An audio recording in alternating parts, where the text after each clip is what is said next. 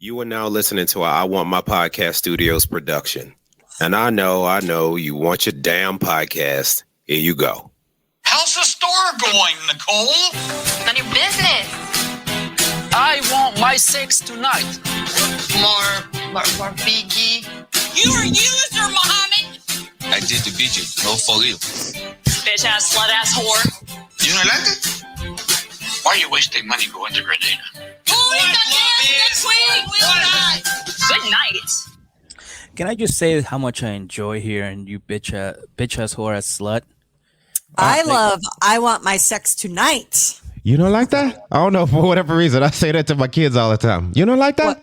Oh, I thought you were going to say I want my sex tonight. Too. No, not that part. That part is like, I don't know what it was from. It's like, you don't like that?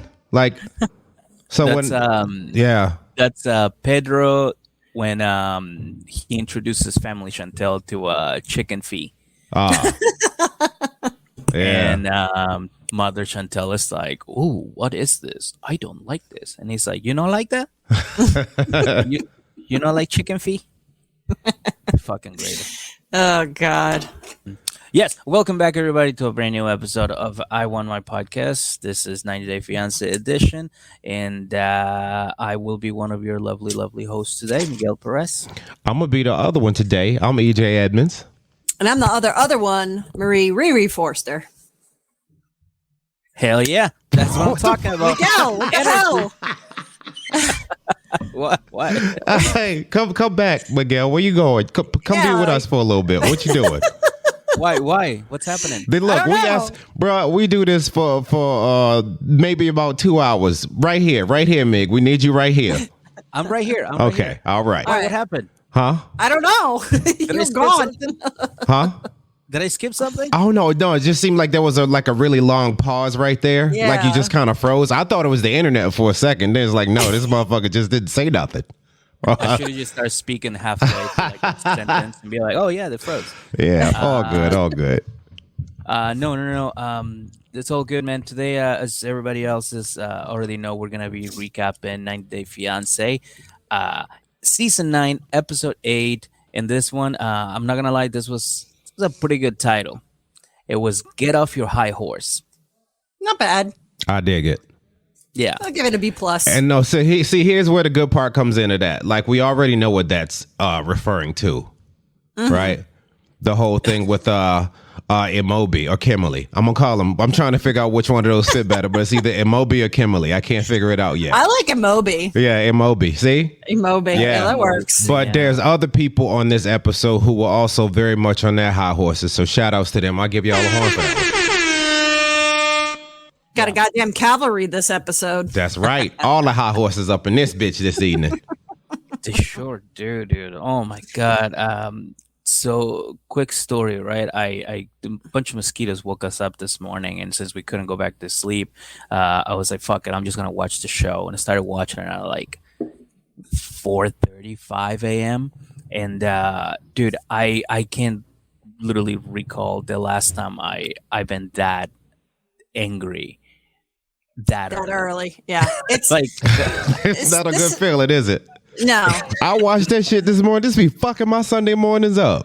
That's what I'm saying. I used to have very lovely Sunday mornings. Like, I had a little routine, and now I just wake up and I watch this and I'm just angry. But do you know what? This is what happens here. This is the dope part of what we do as a podcast, right? We get filled up with all of this anger and rage from watching this. But instead of just sitting there and holding on to it, we just throw it all out on the episode and then release it to Podbean. Like, you see what I'm saying? That is true. So, I mean, I guess at the end of the day, it's cool. But yeah, that build up part before we get to record this, man, just sitting on this stuff. I know. You know? I know. It really is infuriating to have to watch the fucking bullshit that we have to watch. It's like, this is like, there should be like, when people get arrested and they serve like sentences, this should be like one of the sentences, be like, "I'm going to make you watch, 4 seasons of 90 Day Fiance back to back at 4 a.m. and see what happens." Man, look, I do this just to talk about it. Like, to watch this, I don't see how people, like, there's people who watch this and just like don't talk about it. They just leave it all in. Like that has to destroy you. How do you watch this and not want to scream at somebody? Like somebody got to hear this shit. Yeah, like right? If it wasn't for you guys, my dog would be getting all of this shit. She'd be like, "What? Man, what did I do?" Oh like, my god! So we going for a walk? I tell you what, Yeah, man. This like, season right here, if I did not record this podcast with y'all, this whole season could kiss my ass and write a love song about it. Seriously, seriously. I'm so done with this season, but I'm doing this because I said I would. I know. And I think we're like halfway, Jeez. if not a little bit over halfway. Something got to get better. Like something happy got to happen, right? Yeah, I know. This is just It's it's will brutal. get a break. We will get a break. Like I think there's always like that 1 week that they don't play it, but It's for us to get our mental health back together. you go take care of yourself. Come back in a week. Yeah. All right. Well, let's start talking about these trash heaps. Yes, we're gonna start with our usual openers. Okay, these guys have been opening the show quite a lot, and I'm very happy that they do because I hate and enjoy talking about them. So we're gonna go with Bilal in Shaeeda. Or Shaeeda. Like depends which day. Yeah, it depends on how he's feeling about her. That's how he calls her. And we find out that she's still in her feelings. Okay, she is in her feelings. She's not happy because last episode she asked the question, "Do you want to have kids?" And he was like, "Probably not." Right. So she's still getting a little. She's still trying to get over that. And also it's Friday, which means they gotta go do jummah. That's what's supposed to happen. Jummah. That's what Fridays are. It's jummah. Jummah Friday, baby. Yeah. And this is funny because this is just somebody being hypocritical as hypocritical as it can get. Because he goes, "It's Jummah. It's Friday. We gotta go. And once you go to Jummah, you're not supposed to bring in all that bad energy. So whatever happened in the past is in the past. You don't bring it into Jummah," which is hilarious because when Shaeeda assaulted him in the car, remember that vicious attack when she was like, and he was like, "Ah." Yeah, but he brought all that petty to the Lord, all of it. See, all of it. But now it's a new Friday. It's a new Friday. So what does that mean? That means that he doesn't have to bring it. Yeah. Yep. New Friday, new Jummah. That's how we do it. New Friday, new Jummah. I'm writing that down. But yeah, that's basically what he's trying to say. Now after this, she's like, "Listen, I don't want to go," and he's like, But it's Jummah. It's in the contract. You signed it. You're supposed to do whatever I say, remember? And she's like, "I'm a little hormonal, so I'm not gonna go." And he's like, but Jummah. She's like, "Thank you, but no thank you. I think I'm gonna set this one, okay?" And she's like, No. He's like, no. Listen, when I signed up for this, I wanted you to be super religious. That's what made me fall in love with you. And she's like, "Listen, in my country, we don't go every Friday. The women can go on a Saturday, or they can just stay at home and pray. It's not that big of a deal." And then he's just like, "Dude, listen, listen here. I need you to understand one tiny single little thing." And she's like, "Don't lecture me, bro. Don't lecture me." You seeing he wasn't backing down. You know what? All I could see in my head when I was watching that whole scene where he was like, "Yeah, but Jummah." Like all I heard was like, Linda. Like, like that's all I heard. It's like, "But Linda." Like no. I don't know if that made sense to anybody else. There was this viral video about this kid that was begging for something. And he called his mama Linda, but he was that type of persistent right there. And so, sorry, go ahead, EJ. Oh no, but I mean, and that was the part like where he was like, "Don't lecture me, bro." Yeah. He's like, "Listen." I think she's getting to a point where she's like, "Look, this bullshit." Like she's trying to like dig her way back, right? She's trying to get the foot off her neck. I feel like, a little bit. She's trying, but she's trying. You know, he's not letting up. No, and he won't. No. So right now, Bilal is on lecture mode. And at this point, Shaeeda reveals to us, "You know what? I hate it when he gets like this because I feel like I need to answer. Every time he talks to me, I feel like I need to answer, 'Yes, daddy. No, daddy. Okay, daddy.' And I was like, yes, that's exactly how he's treating you. He's treating you like a daughter. That's like, a teenager, and she's trying to go out to the mall, and he's like, you can't go to the mall dressed like that. And she's like, come on, Dad, it's just a skirt. He's like, that skirt better touch her ankles. Like, he's just on dad mode. He also talks to her like she's like a fucking slow adult. Like, he's like, I'm going to explain a concept to you, dummy. Like that. I mean, everything he says is punctuated by dummy at the end. He just doesn't say it, It's like, dude, she's a full grown woman, and she's also Muslim. She knows what the fuck Jummah is all about. She's explained it to you that she doesn't have to go. Like, get off her dick, dude. And at some point, like, even this is how much he don't even give a fuck. Like, if it were just something like if my girl would have said to me, I'm just feeling hormonal. I'm feeling hormonal. I just want to stay home. Right. I just want to. Okay. Yeah. Cool. Okay. Bye. You know what I'm saying? That's the end of it. And you know what? She doesn't even have to say, I'm feeling hormonal. She could just say, I don't want to go. It's like, okay, bye. You don't have to come. There you go. It's like, again, she's not your property, dude. No, not at all. And as he's in the middle of lecturing her, he goes, ouch. Oh, what is that? Are those pins? And she's like, welcome to the hijab life. Like, this is what I do. There's pins everywhere. Yeah. The couch look like a big ass pin cushion. Yeah. Don't at me, bro. And he's like, this is a very expensive couch. And listen, I want you to feel home, but remember, my name is on the fucking title of the house. Like, this is my home. Like, I want you to feel like this is your home. But it's not your home. Remember that. I want you to feel like that, but I want you to know every minute that you're here, it's not your home. It's not your home. And then he gets in his feelings, right? And he's like, listen, like I said earlier, I want her to be proactive in the community. I want her to be liked in the community, and that's why I didn't introduce her to the community last time we were at Jummah, and that's why I act like an ass every time we're at Jummah. And I just basically, if she's not religious, I don't think this is gonna work out. I won't marry her.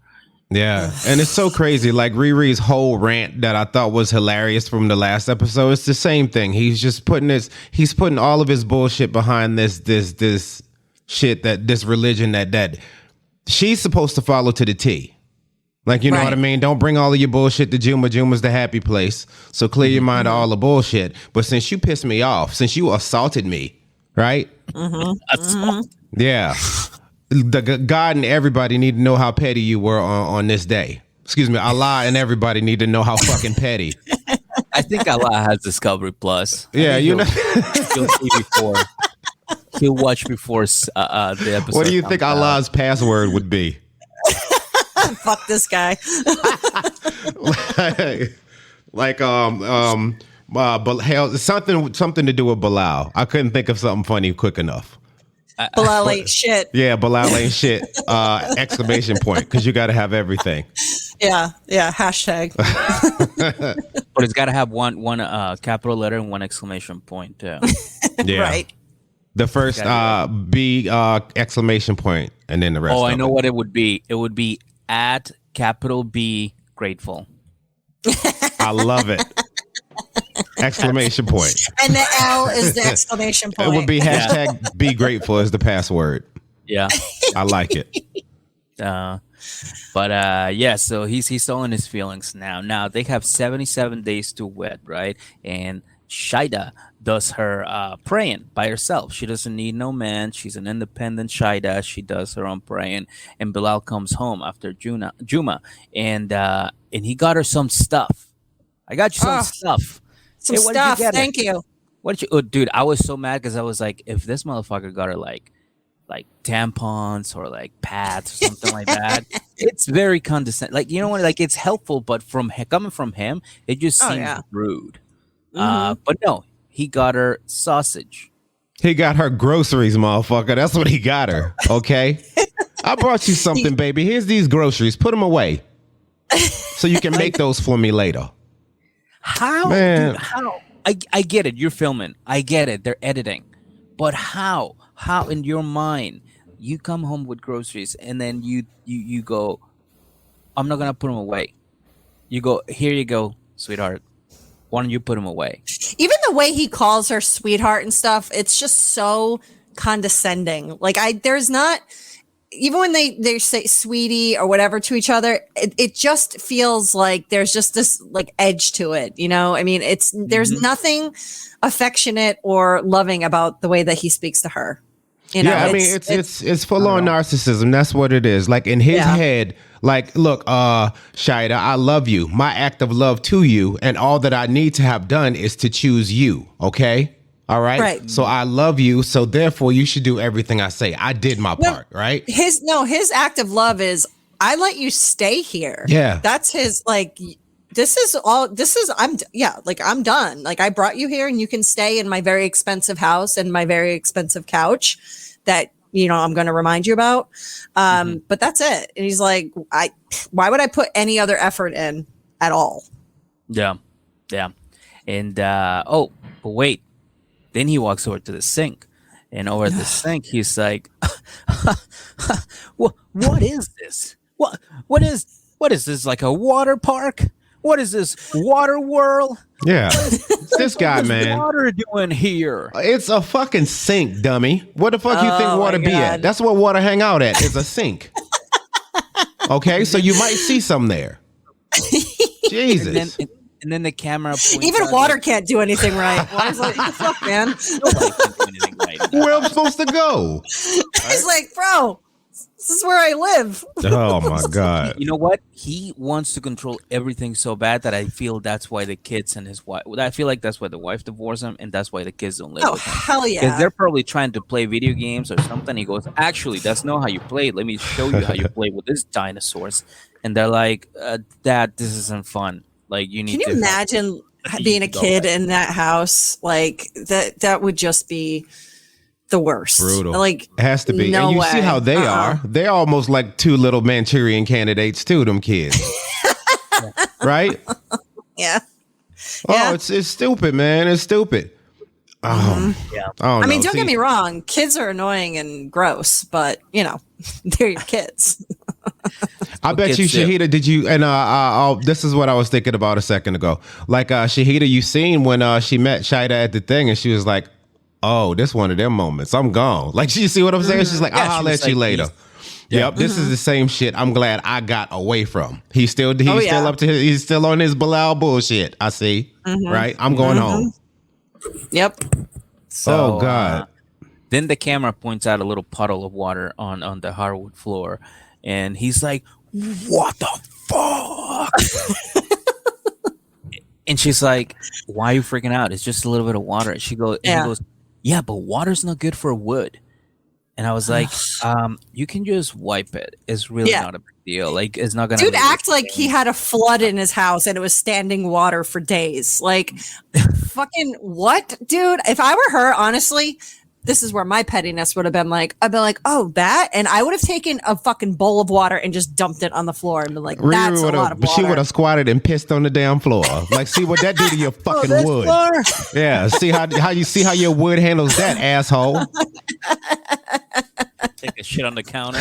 No, you're gonna have to clean this up. What am I, Amber Heard? Come on. Yeah.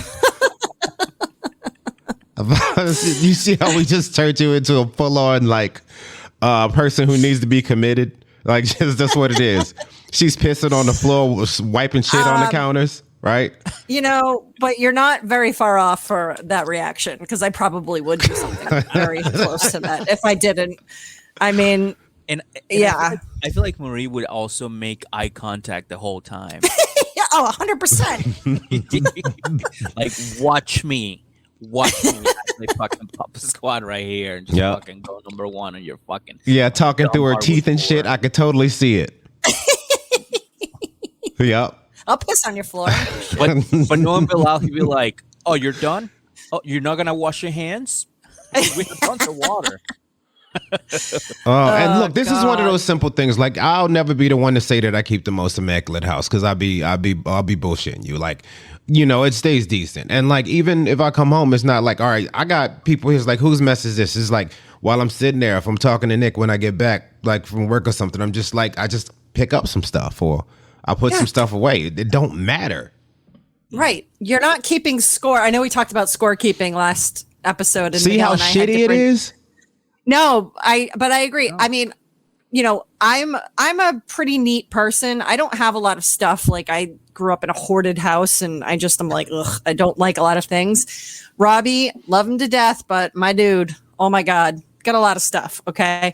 So, you know, the way that we are we're two totally different ends of the spectrum, but I know how his brain is. So it's like, I know, you know, and it's not, he doesn't do things purposely. He's not just like, it's not because of laziness. Like his brain is fucking all over the place. So I will help, you know, I'll clean shit up, but I'm not like doing it and being like, see, I'm cleaning up your mess. I mean, sometimes I do just because I'm like, bro, come on, man. I was gonna say you kind of have to sometimes, but I mean, it depends. It depends on the level of you know the mess. But you know, but it's like, yeah, just fucking. It's not like you're living in squalor. I mean, there's some goddamn water on the floor, dude, and like, okay, you know, a spoon's out of place, like. Is that ruining your fucking life? Like, who's even going to see this shit besides you? And there's nothing wrong. He's just, oh my God, I hate that guy. Dude, this is you got to understand. This is, and we sit here and we joke about this for what it is, but this is Shaeeda's like every day. Yeah. Like I couldn't do it. Look, once a week. Do you see how we feel after watching this shit for 2 hours? Yeah. And this is not editing. Like that. I mean, I'm sure that there's some setup. But like, that's just how that dude is, for sure. Yeah. You know what I mean? And this isn't like, they're not like, oh, let's pull out a little idiosyncrasy that he has and like make it a thing. It's like, no, you can tell that's just how he is, like 100% all the time. There is no reprieve from that bullshit. Yeah, and he continues his bullshit because, as you already mentioned, as he's cleaning, he goes up to like one of the drawers, pulls it out, and he goes, whoa, whoa, whoa, whoa, whoa, whoa, whoa, whoa, whoa, whoa, whoa. And she's like, what? Is there water in there? What the fuck? He's like, what is this big spoon doing with the little spoon? Oh, she's like, God. Are you fucking kidding me? He's like, no. How could you? How could you? Big spoons go with the big spoons. Little spoons go with the little spoons. So I don't understand this whole concept of putting a big spoon with the small spoons. That is so cool. I mean, Shaeeda, come on. And Shaeeda's just like, bro, I don't know what to tell you. This poor woman can't do nothing right, bro. Nothing. And then he starts pulling out the stuff and saying it's dirty, which I doubt was even the case. But he just had to make more of a production out of something that was absolutely nothing. And, you know, again, that condescending, oh, it's okay. I'm just going to take all of the stuff out of the drawer and put it in the sink so that you can see what a piece of shit you are. Yeah. Look, Riri, like he's standing, like even with the water droplets, he's standing right next to fucking paper towels. Just grab one and wipe it up. No, why would he do that? That's below him, literally. Dude, that's the one thing that Jenna does to me. Like she'd be like, she's like, hey, do you mind just like what was she did something yesterday with the we're watching TV and she goes, do you mind turning it down? I was like, the controller is right over there on your nightstand. She's like, well, can you turn it down? I'm like, the whole time that you spent telling me to turn it down, you could have just turned around, grabbed it, and turned it down. And she's like, why are you being like this? I'm like, I'm not being like anything. It's just that you could have just done, like, this entire time, you could have just done it yourself. You didn't need me to do it. So I kind of got that moment. I was like, oh, like you said, EJ. I'm like, dude, just fucking grab the paper towels and clean it yourself. Yeah, like if you see one that looks a little bit dirty, if you don't like the way it looks, open the fucking dishwasher and stick it in there. Right. Yeah. I mean, he's acting like she's a fucking like animal that's never known how to clean silverware. I mean, it's like, you know, again, he's just so patronizing. I cannot fucking stand this dude. And it makes me not want to watch the show. When they start with him, I'm like, it just instantly sets me off. And I'm like, fuck this guy. Yo, if I didn't do this podcast, I promise you I would not watch any more this season. I would. I would watch it. Seriously, I wouldn't. I would just skip by him. I just would not watch their segment. Like there's a couple people I wouldn't watch. Honestly, after I watched this episode, I had to like get out of my bedroom and I was just pacing back and forth, going, "Remember, this is not real. This is I know. I'm just, it's just that fucking Bilal. I'm like, it's just a show. Relax. I know. It's okay. I'm like, bro, this fucking Wait, I see that. It's on site. I'm telling you. on site. No cap, on site. It's happening. Yeah, dude. As we speak right now, Ariella is having a yard sale, and which is an hour away. It's an hour away from here. I put the address that they put in on the.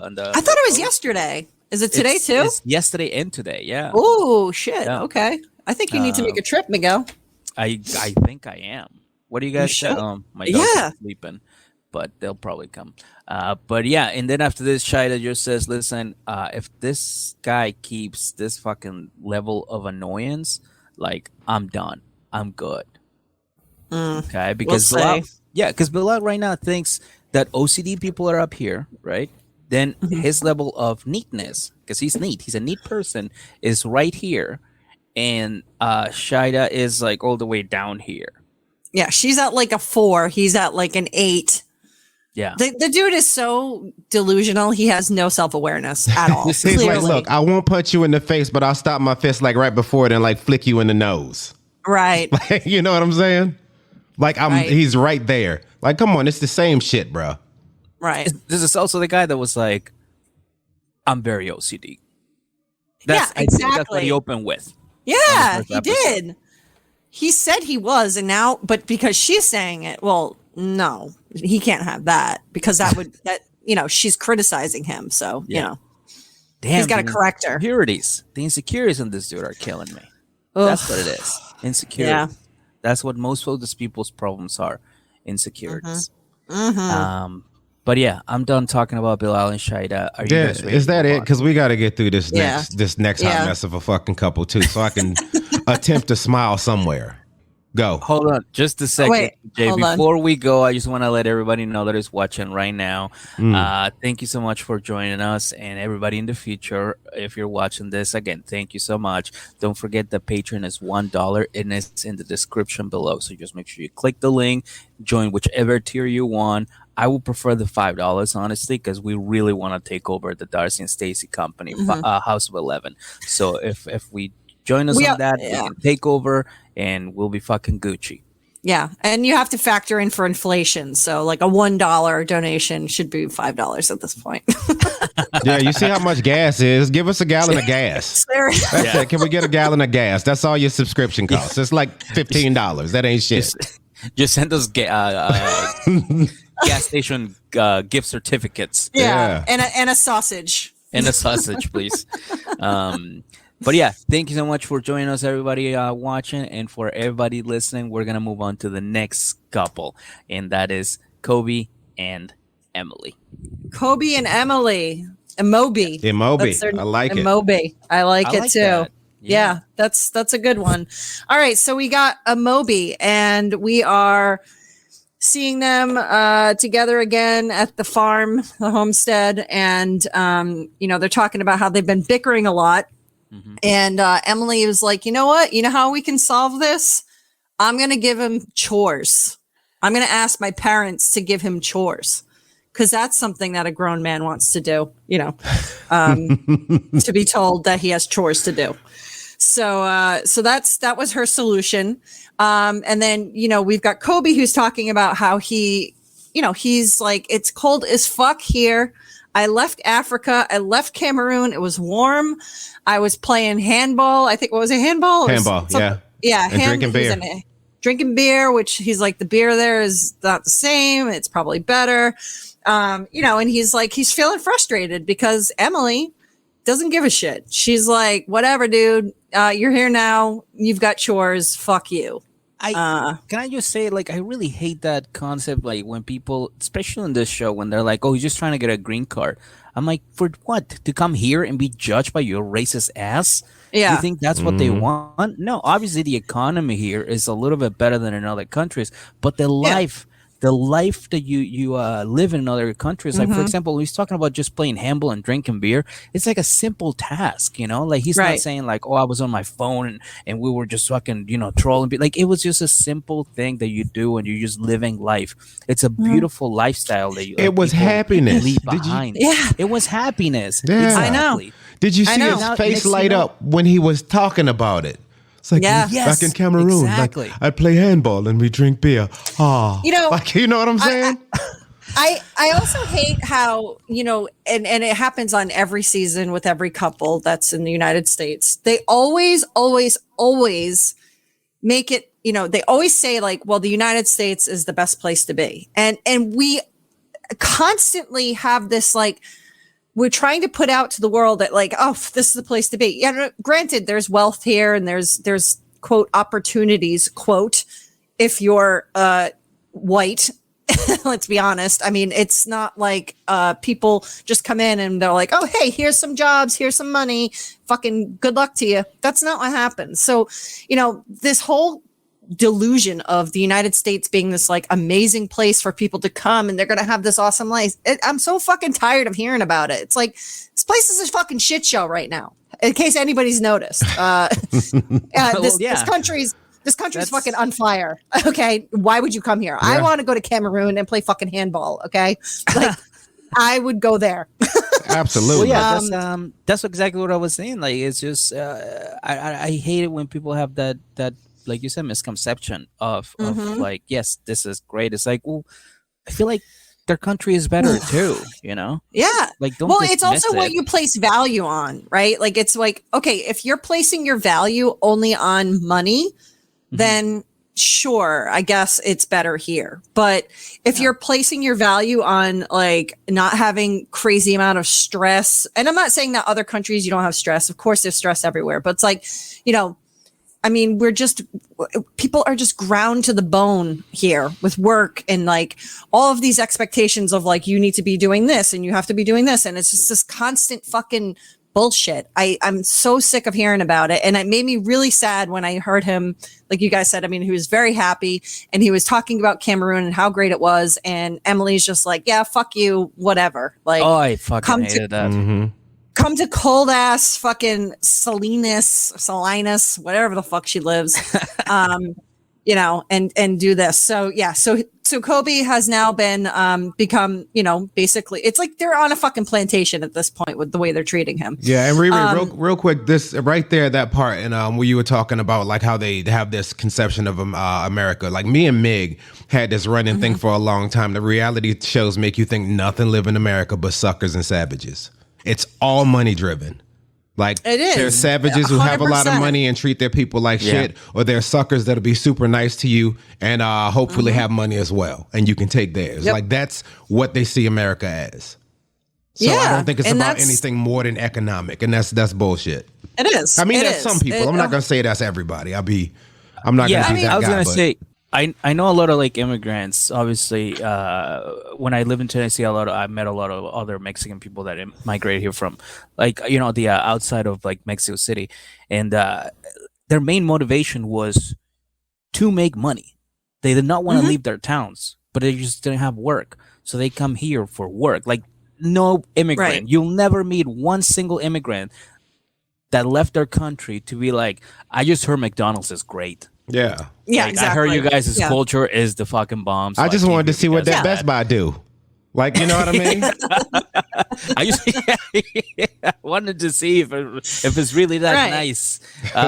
No, nobody. Like, literally, all immigrants just come here because like the dollar has more value than their country. If their economies were better, I guarantee you this country would probably not have as many immigrants as it does. Right. Well, don't get me started on the whole economics part and money and currency, because it's all just a made up thing. So anyway, it's stupid. That's the right. whole concept's stupid. I'm just kidding. Yeah. Make sure you tune in. Let me tell you how you can make a lot of money in Bitcoin. Make sure you tune into the Tinfoil Hat podcast featuring Riri Forster over there. Nah, I absolutely agree with you though. I do. It's ridiculous. I mean, listen, I do a lot of reading. I'm not an expert by any means, but I have a lot of opinions, as you know. So anyway, we're not going to get into an economics discussion, but Kobe has been given the chores, and he needs to go with the mom out to the horse barn or the horse stalls. So they go out there, and it's fucking freezing cold. And he's like, what the fuck? There's like big ass horses in here. I've never seen a horse. Horses are not a thing in Cameroon. They're very rare. And, he is rightfully so kind of nervous and apprehensive to go near these fucking horses. Cause I don't know if you guys know this, but a horse can fucking kill you and they're huge. If you don't. Yeah, they're huge. They're beautiful creatures, but you don't just casually just walk up to a horse and like, oh, hey, what's up, horse? I mean, there's a whole thing that you need to, like, how you have to approach them and stuff. And, they don't tell him any of this. They're just like, oh yeah, just go up to the horse. They're not going to do anything. I don't know this horse. What? Yeah, I'm not going over there. Can you tell it to you think move first? Yeah. Right. He just approach it like this, like you approach a dog. He's like, come on, smell me. I mean, I wouldn't fucking go up into a horse and just be like, yeah, what's up? I'm going to fucking feed you and clean the shit out of your stall. Like, don't worry about me, bro. Yeah. So, and instead of, again, instead of understanding that, what does Emily do? She laughs at him, and she laughs at him like, oh, you're so cute. It's so funny that you're afraid of horses. And it's like, no, it's not. He's actually smart to not want to approach a horse with no it's information. called self-preservation, you dummy. Okay. Exactly. That thing is huge. Yeah. Exactly. So I said it once and I'll say it again. Kobe is fucked. Okay. Kobe's fucked. Dude. It's turning more and more into like the plot of Get Out. I mean, at this point, it's just like I'm watching it going, oh my God, this is like, is this what she does? Does she just bring black dudes to her parents' house so that she can kill them? Like, I don't understand what the fuck is going on. Is that the plot of that movie?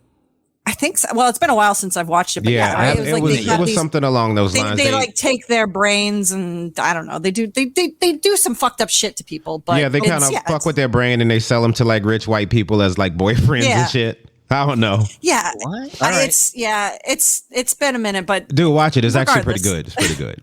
It's good. Regardless, it's just not a place that if you're a black person you want to be in. Hell right? no. Like it's hell no. You're like, I'm good. I'm good with this weird ass fucking house. So anyway, he's like being the nice person that he is. He's like, all right, I'm gonna do what I need to do. So what do I need to do? And they're like, here's a shovel the shit. So it's cold, it's hard, it's like in this mound, and he's like, all right. So he's trying to, sort of shovel the shit, which I feel like that's a thing on 90 Day Fiance that we've seen multiple times across various seasons, people shoveling horse shit. But he's trying, and Emily is standing there in the stall just barking at him. Do it this way.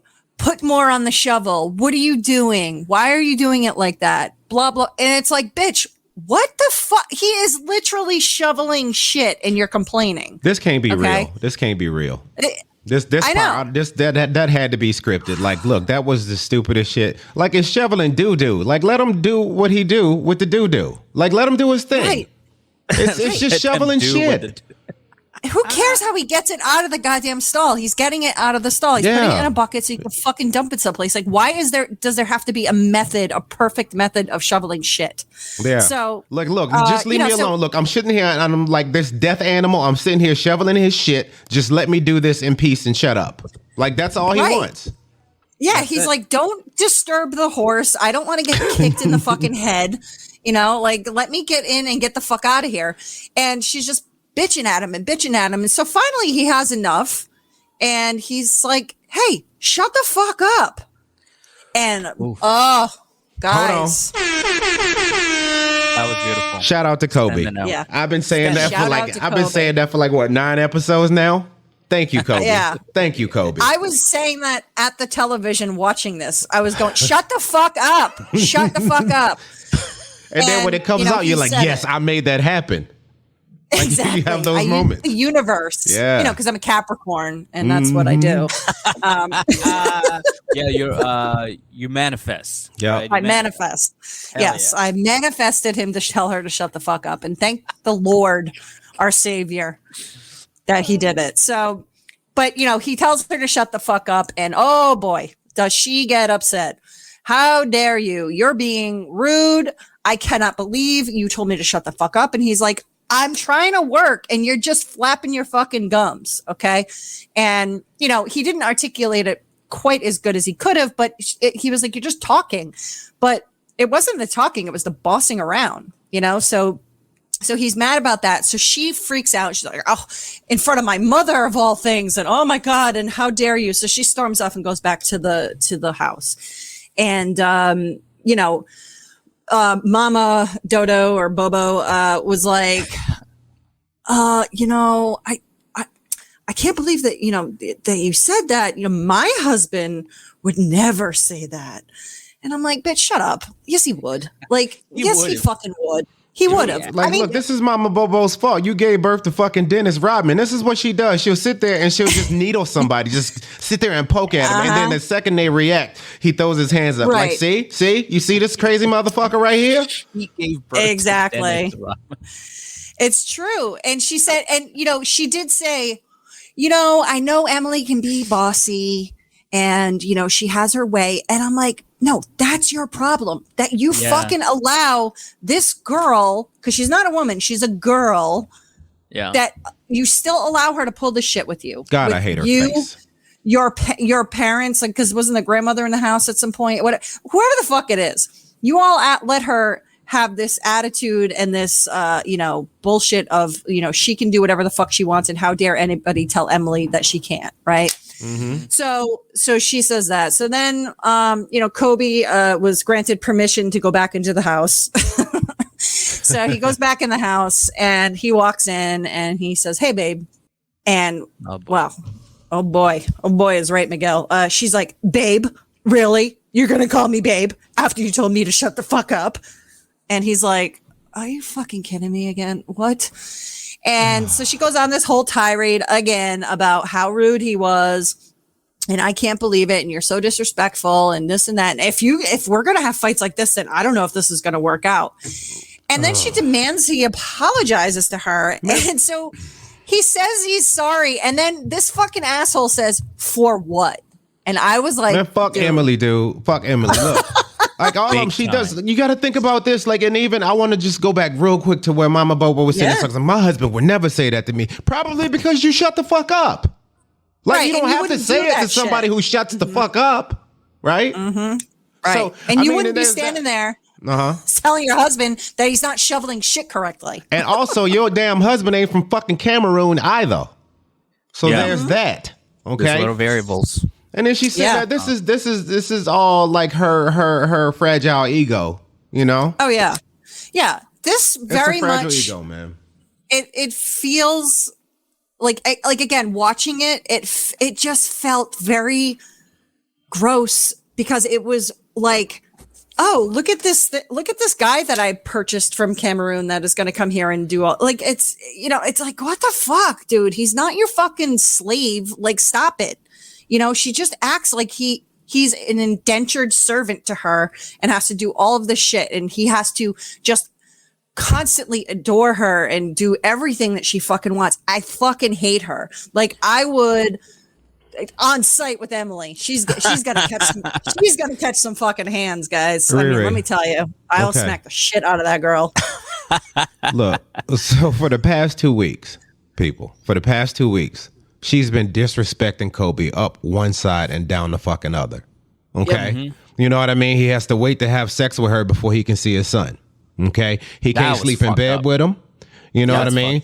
She tells him to get his ass in the kitchen. He can't feed his son what he wants to feed his son. He can't change a diaper right. He can't shovel shit right. He can't drive. He can only play with Kobe when she allows it. Okay. I could keep going, but you get it.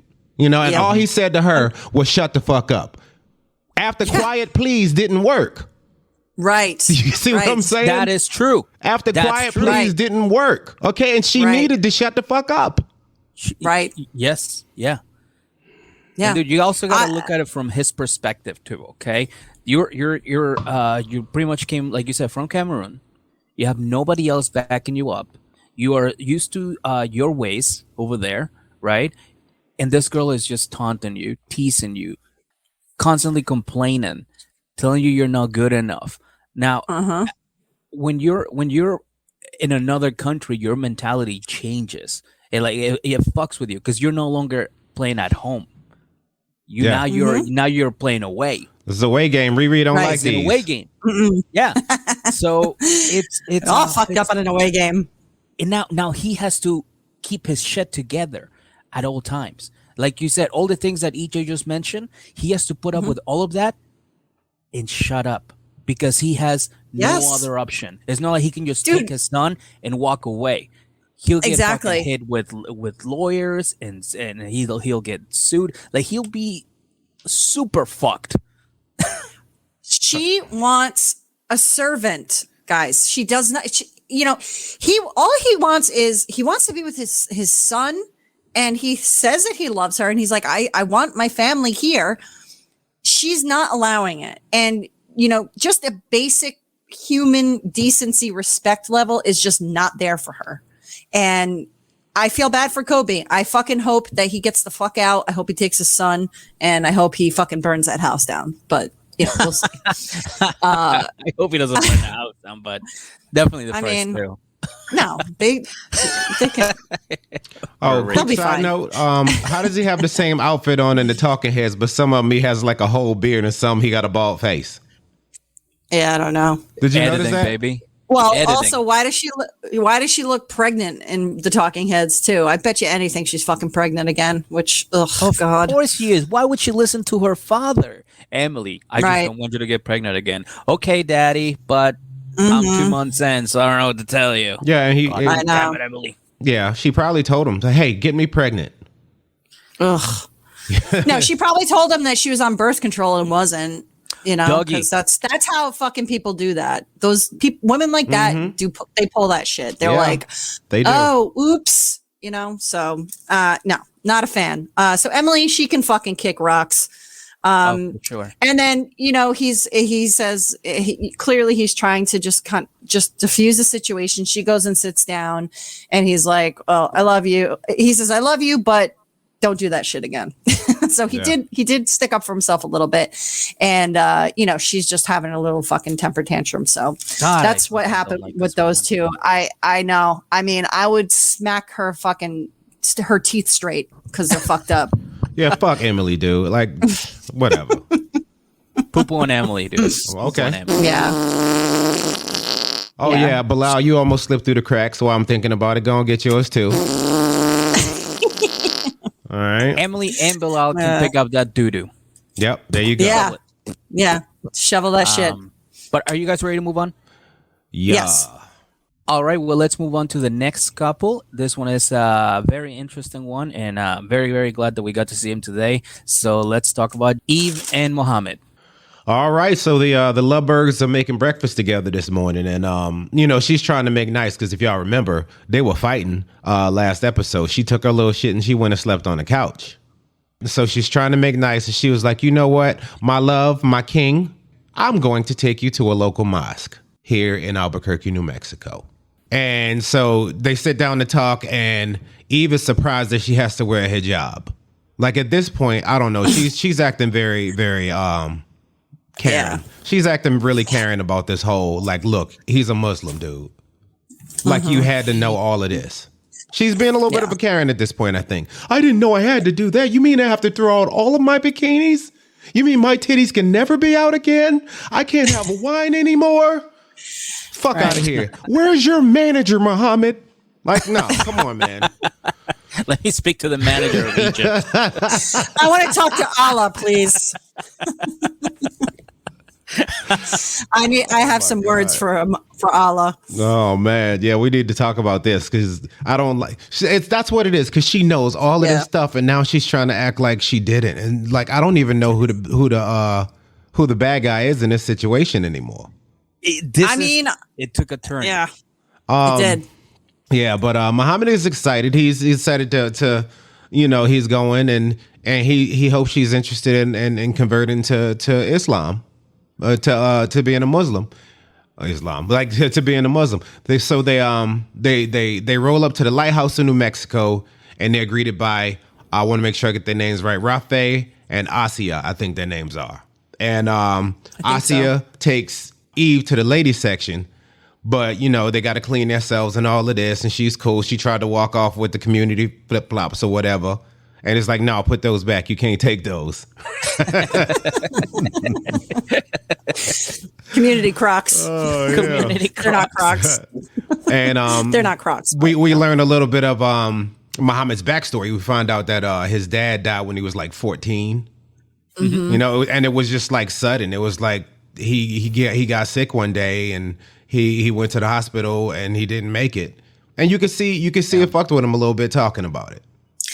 Right. Listen, I felt bad for him in that moment because, it was clearly a very emotional impact on him as a child. And, so we've shit on Mohamed quite a bit about his behavior, but also he does have human feelings. And that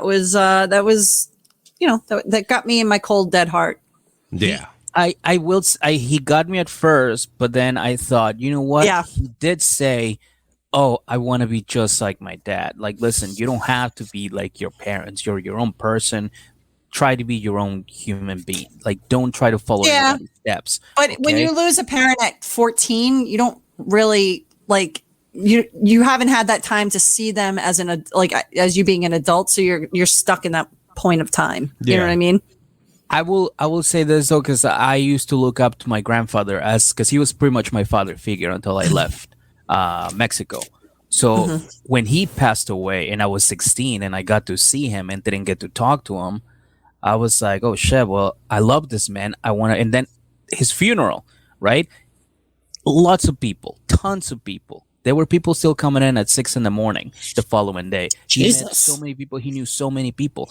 He was like a very, very well-respected person, very well-known guy and everything. And I thought to myself at that point, I was like, I want to be like that. I want my funeral to be just like that. I want people from all over the world to come and pay their respects when I passed away.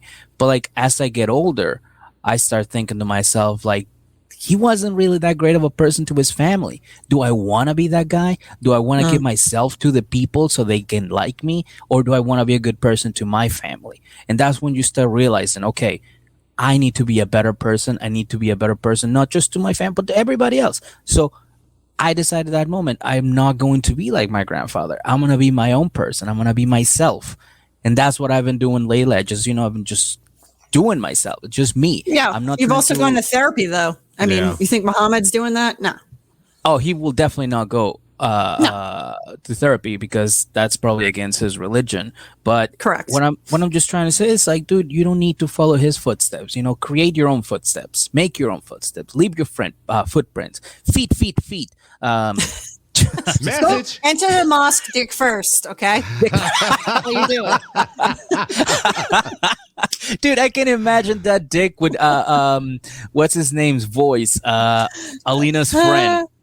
Don't be a dick, Caleb. What's his name? I forgot. But it'll just be funny if the dick shows up and he's like, hey, don't be a dick, Rafe. Hi. That's how we do it. Dick first in the mosque. All right. Elijah. It's Elijah. Okay. I can move on now. Okay. Yeah. I was going to stop right there until I remembered it. Shout out to all the Musks. Yeah, shout out to all the mosques. Yeah, we would never walk into a mosque dick first. We wouldn't do y'all like that. I wouldn't walk into a mosque, period. So. I mean, you could, but you have to go in the other entrance. Yeah, exactly. Yeah, you'd have to go on the other side and wash your feet, right? Mm-hmm. Yeah. So, after they have their worship session, that Eve was all sorts of fucking up. She was trying to stand up in the middle. It's like, no, bitch, get back down here, right? So she got it together, right? And they go outside to the car and it's like, oh my god, that was nice. Maybe this is the first of many. And she's like, no, boo boo. Okay, pump your brakes. All right. I brought you here because I said some shit last night I probably shouldn't have said, and some bullshit happened, and I kind of feel bad. So this is my mea culpa. This isn't me saying that I have any intentions on doing this shit you do. Right? Did you guys notice? Sorry, just real quick, but did you notice? You know how mosque? You have to wash your hands, your feet. You have to do the whole ritual to go into a mosque. Did you guys notice there was a fucking dog in the mosque? No. The dog he got with some clean feet. I bet you Yeah, I that. was gonna say, Bet that Marie- that dog has some clean feet. Marie, who are you to All I judge? could think of Maybe that dog is trying to change its That- life, you know? that dog could be in the part with the men, but she couldn't. Anyway, but I saw the dog. It was a really brief moment, and all I could think of was there's a dog in this mosque. And the dog's working. There's some dogs in this Dogs. box. Oh my god. You know what would be even That's- funnier? If they pick up the dog and they go, "Oh no, he can be here. That's a dude dog." Yeah, I mean, Yeah. that dog probably is pissed on the carpet. I mean, like, come on. But anyway, so I just know it was a very brief second. It was like when they first got in and they were introducing to each other, and she was about to go walk with the woman to the lady section, and then you just saw like a brief second of a dog, and I was like, these fucking people. All right. So anyway, but that was I just had to get that out because I wrote that down. I wrote in this mosque. there's a dog in this mosque. And shout out to the put that on fact a that I track. let the dogs on that side, but the ladies got to go to the other side. Oh, it was good. That's what I'm saying. Yeah. I mean, maybe the dog was a boy. I don't know. Yeah.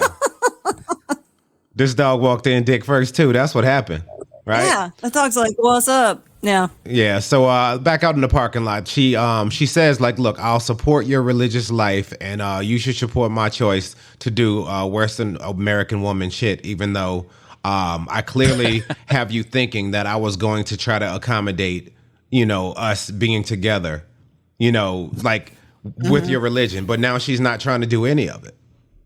So I think Yeah, that's and where he they're at now. said, yeah, and he said he's like, I was upfront with her 100%, and I do believe that. Yeah. Again, I don't like these religious couplings with people. I don't like any sort of religious theocracy telling you how you have to behave. But if you're somebody who goes and your partner, and if I started dating Robbie and I knew he was a Muslim and he was like, listen, these are the things that are important to me, and this is how I live my life, and this is what I want in a partner. I mean, I don't doubt that he was very upfront with her. And I think what she said was, oh, yeah, 100% on board. Yep, got it. No problem, boo. Yeah, whatever. And then he Just got here and she's like, yeah. And then now he's here and she's like, oh, yeah, no, I'm not going to do that. And again, I don't believe in the restrictions. But if you agree to that with your partner, like, I get why he's like, yo, what the fuck? Why? What are you doing? Like, I'm here. You said you were going to do X, Y, Z, and you've only done X. Yeah. So what's up? So I get why he is confused and frustrated, because I would be too. Regardless of whether you agree with it or not, I don't personally agree with the restrictions. But if she said, yes, I will do these things, which I think she did, and she's trying to back out of now, that's kind of fucked up She's on her, definitely on her walking them end. back. Like, because you see this, like, you got to look at this. They had countless conversations. You already know. We know from the first time we saw him, you're an American woman from New Mexico. He's a Muslim dude from Egypt. Okay? And you see her, the first thing we see of her is she's going through her closet throwing away her hoe clothes. Remember? Right. Yeah, she was throwing away Right. her hoe clothes. Yeah. Because so she understands what this is. She knows what this is. And Right. I'm pretty sure that they talked about, maybe her converting to the Muslim religion, and she was probably course like, they did. I'll think about it. Or we can see how we can see how we'll take a look at it when you get here or something like that. She's pulling a Bilal. She's like, oh, yeah, we'll talk about it when you get here. Yeah, that's what she's doing. Oh yeah. And Mohamed says, he was like, look, I think she should become a Muslim for this relationship to work out. Yeah. Yeah. Like that is the only way. Yeah. I think he's on his way to become the next Caleb.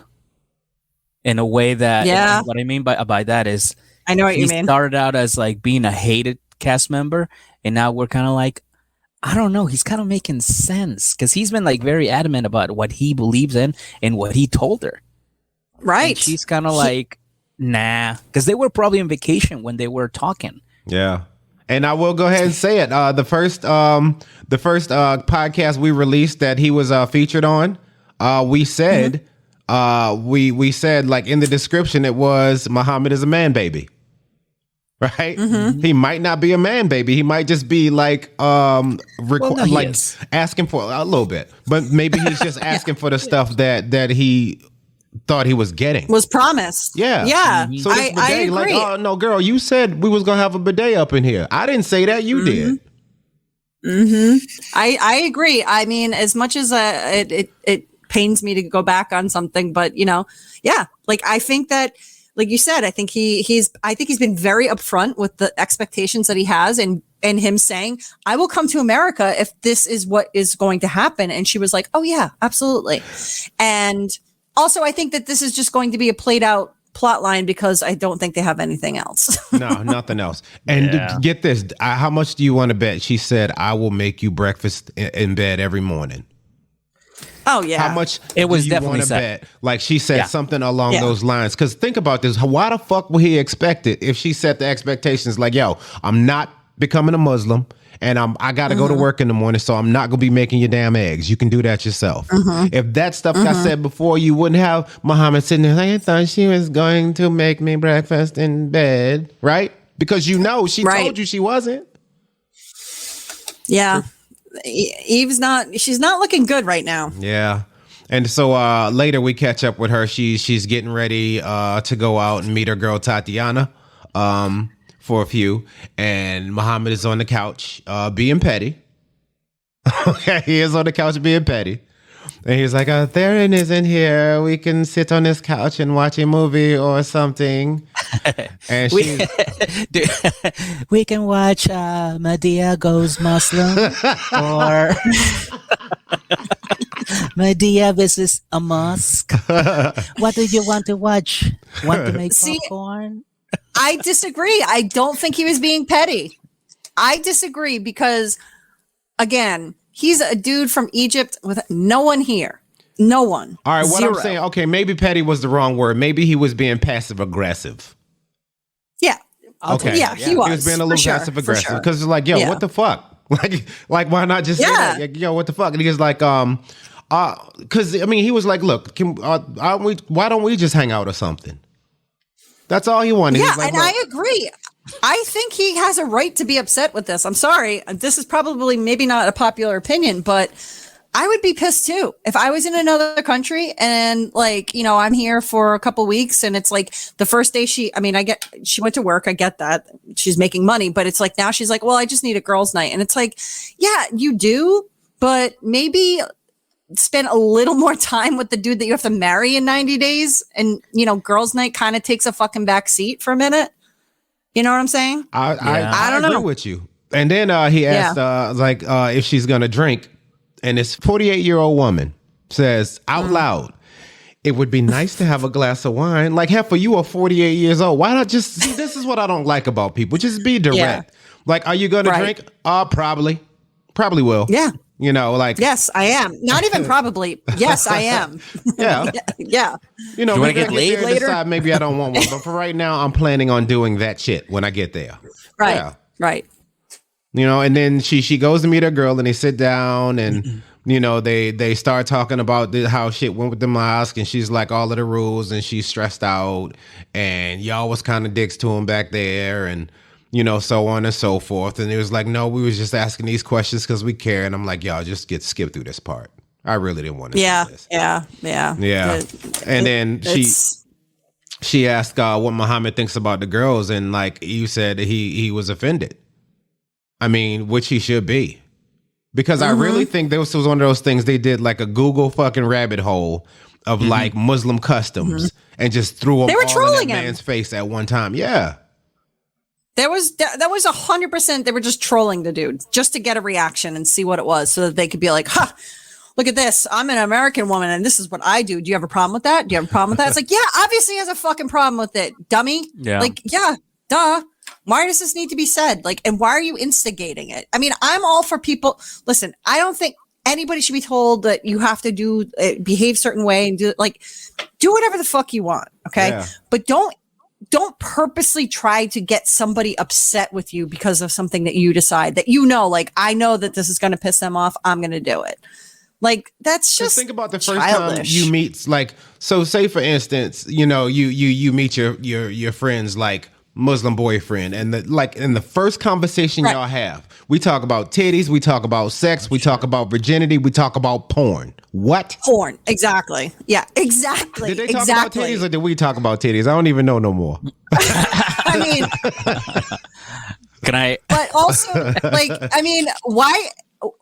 Like, yeah, it's ridiculous. Like, I'm not going to go, meet somebody who, if I know, my friend, you're dating a Muslim. Let me get my titties out first so I can see what he says. That's so fucked up. Okay. Like, it's like you can wear whatever the fuck you want, but don't be like, is this bothering you? Are my titties bothering you? Like, yeah, we know that your titties are bothering him. So stop it. Just, why does this need to be like a thing? Just keep your fucking titties out and just shut up. Like, whatever. Yeah. I don't know. No, that is absolutely correct. That's absolutely correct. And that's why they stopped us right there was that whole conversation. So once again, I have no idea who I'm a fan of in this situation. It's starting to turn. I like to choose a person to root for on each one usually. And if they're both good, then I just start rooting for them collectively. Yeah. But I don't know who to root for on this one. Theron? Theron. Yeah, Theron. He's always going to be the winner because that kid's just like, he's a sweet kid and has nothing to do with any of this bullshit. Awesome. Yeah, you're so awesome. Yeah. But you know what? Even with Mohamed and him, I was taken aback. I will admit, I was surprised at how much he welcomed that relationship with him and like was just really good with him. So, again, it's like, he's being a good guy to your son, and I don't know. I think that she's kind of fucking going back on her word, and that's not cool. Yeah, I'm starting. I like the stuff we're seeing. Can we really even assume anymore that Mohammed's even a bad dude? I can't anymore, dude. Some of the stuff he says I'm not a fan of, but I don't know. It's like, I'm also not the one trying to fucking marry the dude, Touche. Because you sitting there like you gotta look at these things, like, and it's not like it was something he was saying. Yeah, this is what my mom used to do for me. It is what it is. Like, Eve know this, right? Yeah, Eve know all of this, exactly. Right. There's that. There was that heartfelt moment he had with Theron. It was him showing that he has feelings when he was talking about his dad. Like he wants to go to the mosque and worship, and he doesn't seem to be using it as ammo to destroy a woman. Right. So I mean, can we really say anymore that?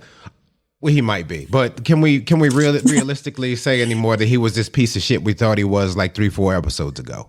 Dougie, I'm more Team Mohamed right now. Me too. I know. Me too. Me too. I know. All right, ladies and gentlemen, real quick, we're gonna take a second to pay these bills. Hell yeah. We're gonna talk about our sponsor this month. Who's our sponsor this month, Meg? Manscaped. Okay. That's right. Manscaped. Father's Day is right around the corner, EJ, and I can't think of a better gift than getting 20% off plus free shipping on any purchase you make on Manscaped. Manscaped.com. Please use code IWMP20, IWMP20 to cash in your special discount. Okay. Did y'all hear that?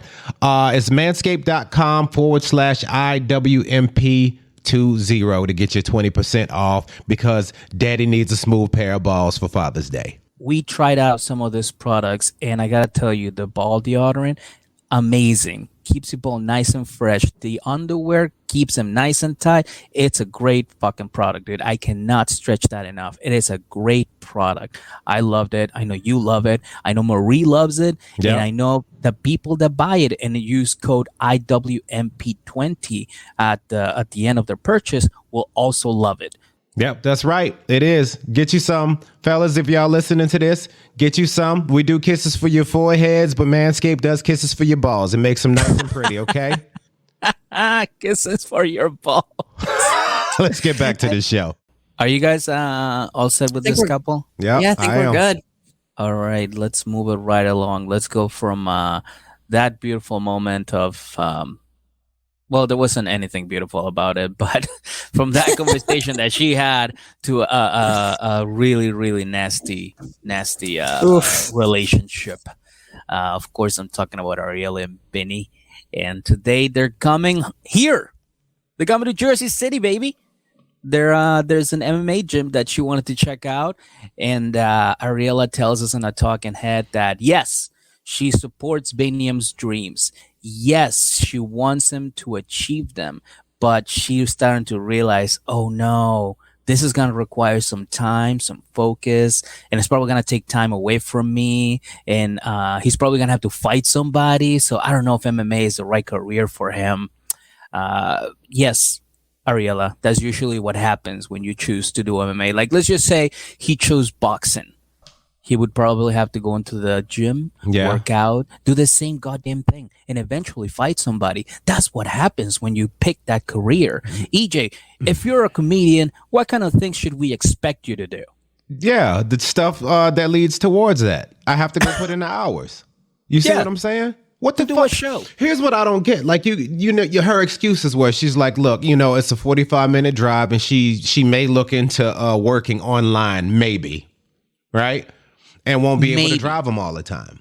I'm telling you what this is. She is so deathly afraid of Bini actually making this shit work. Mm-hmm. Do you know why? Why? Because she's the fucked up person in a relationship at that point. Everybody, I think she wakes up and she knows it. Yeah, she knows it, but I mean, at this point, she's like, this whole family is on my back and I have to do everything. At the point, it's like, here, shut up, take this $100 and go buy yourself some quiet. Right?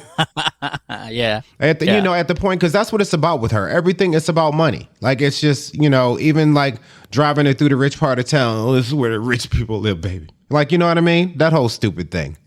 Yeah. No, she is so deathly afraid that he actually might be able to do it. And then, you know, the whole family is on Bini's back.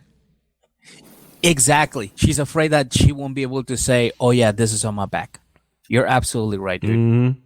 That is very accurate. So they pull up to the MMA gym, and he's ready. He's excited to work. He's like, I'm not gonna let her negativity fucking bother me, so I'm gonna go ahead and do this. And the coach Charles Bobo, he gets in there and he's fucking. They start practicing, training. He's like, all right, give me a couple jabs here, bow, bow, bow. Show me some power, bow, bow, bow. He eventually does very well, and Charles is like, hey, dude, I think you got potential. You got some pretty good what do you call it? Skills, foundations, fundamentals, fundamentals. And you're good, man. Like, you know, like let's set up a fucking time, and of course, Ariel is like, excuse me, Mr. Charles, how many hours does this normally take? Is it like a 9 to 5 kind of thing? Does he have to like fight somebody 9 to 5? And Charles is like, she's got to train like 2 to 3 hours every day, you know, because this is fucking MMA is intense, dude. Of course, you gotta have a lot of stamina. And he's not trying to just do it for fun. He's trying to be a professional. He's trying to make a career out of it. Like, it's going to take a lot of work. This is one of the ones you even see this with the kids. Like, you see him, and he was like, yo, I want to be a champion. Like, you know what I mean? It's not even like, yo, I just want to, like, you know, like you'll get kids who are like trying to play basketball, and it's like, I just want to make it to the NBA. And then what? Like, you see what I'm saying? Right. No, Benny's like, yo, I want to be a champion. He's got his goals set on something. So that's you seen really him back in Ethiopia. He used to grind. That motherfucker. He had a bunch of jobs. He was doing cartwheels on the street. You know what I mean? He was doing. I'm serious. He was doing everything he needed to do. He was out there grinding. That boy is not afraid of work. And I would not be surprised if one day you see him a champion of something. I would not be surprised. I think so too. Yeah, I agree. But the only person that doesn't agree with this is Ariella, because she's now thinking, okay, I gotta drive him an hour there. He's gonna train for 2 to 3 hours. Then I gotta drive him back. That's like a total of that's like half a day. And don't forget that I'm also we have issues. Remember, like I'm an awful human garbage, and driving to Bini, and it's just gonna take a long time. But you know what? Listen, it's fine, because like EJ mentioned before, she was thinking about getting a job online, right? Because she wanted to work remotely. Maybe. Maybe, yeah. But then that maybe turned into an actual job, EJ. Okay? Where's she work, Meg, though? Where she work at? Tell me where she work. She works at her BFFF's fake company, fake online company. She's not social media company. Yeah, which is basically what I do. Okay, I know. It's basically just reposting memes that you like online, and you're like, look at me working, fucking, look at me, hard at work. And then they show like little clips of her on the phone. It's like, yeah, I already sent that email, Carl. Copy and paste email. Yeah, copy and paste. Email. Yeah, just any word she knows that they say in the office. Like I think they say shit like this. I know. I was gonna say she's playing like office bingo. She's like, yeah, table that. A stapler, right? Something with a stapler. Paste. Right? Yeah. Toner. Coffee. Yeah. And dude, let's we need to I do want to go ahead and mention this too. Like just shout out to the fact that I would, like after a week of training, like Bini is already like getting offered an exhibition fight. Right. You know? I know. Well, that shit. Good.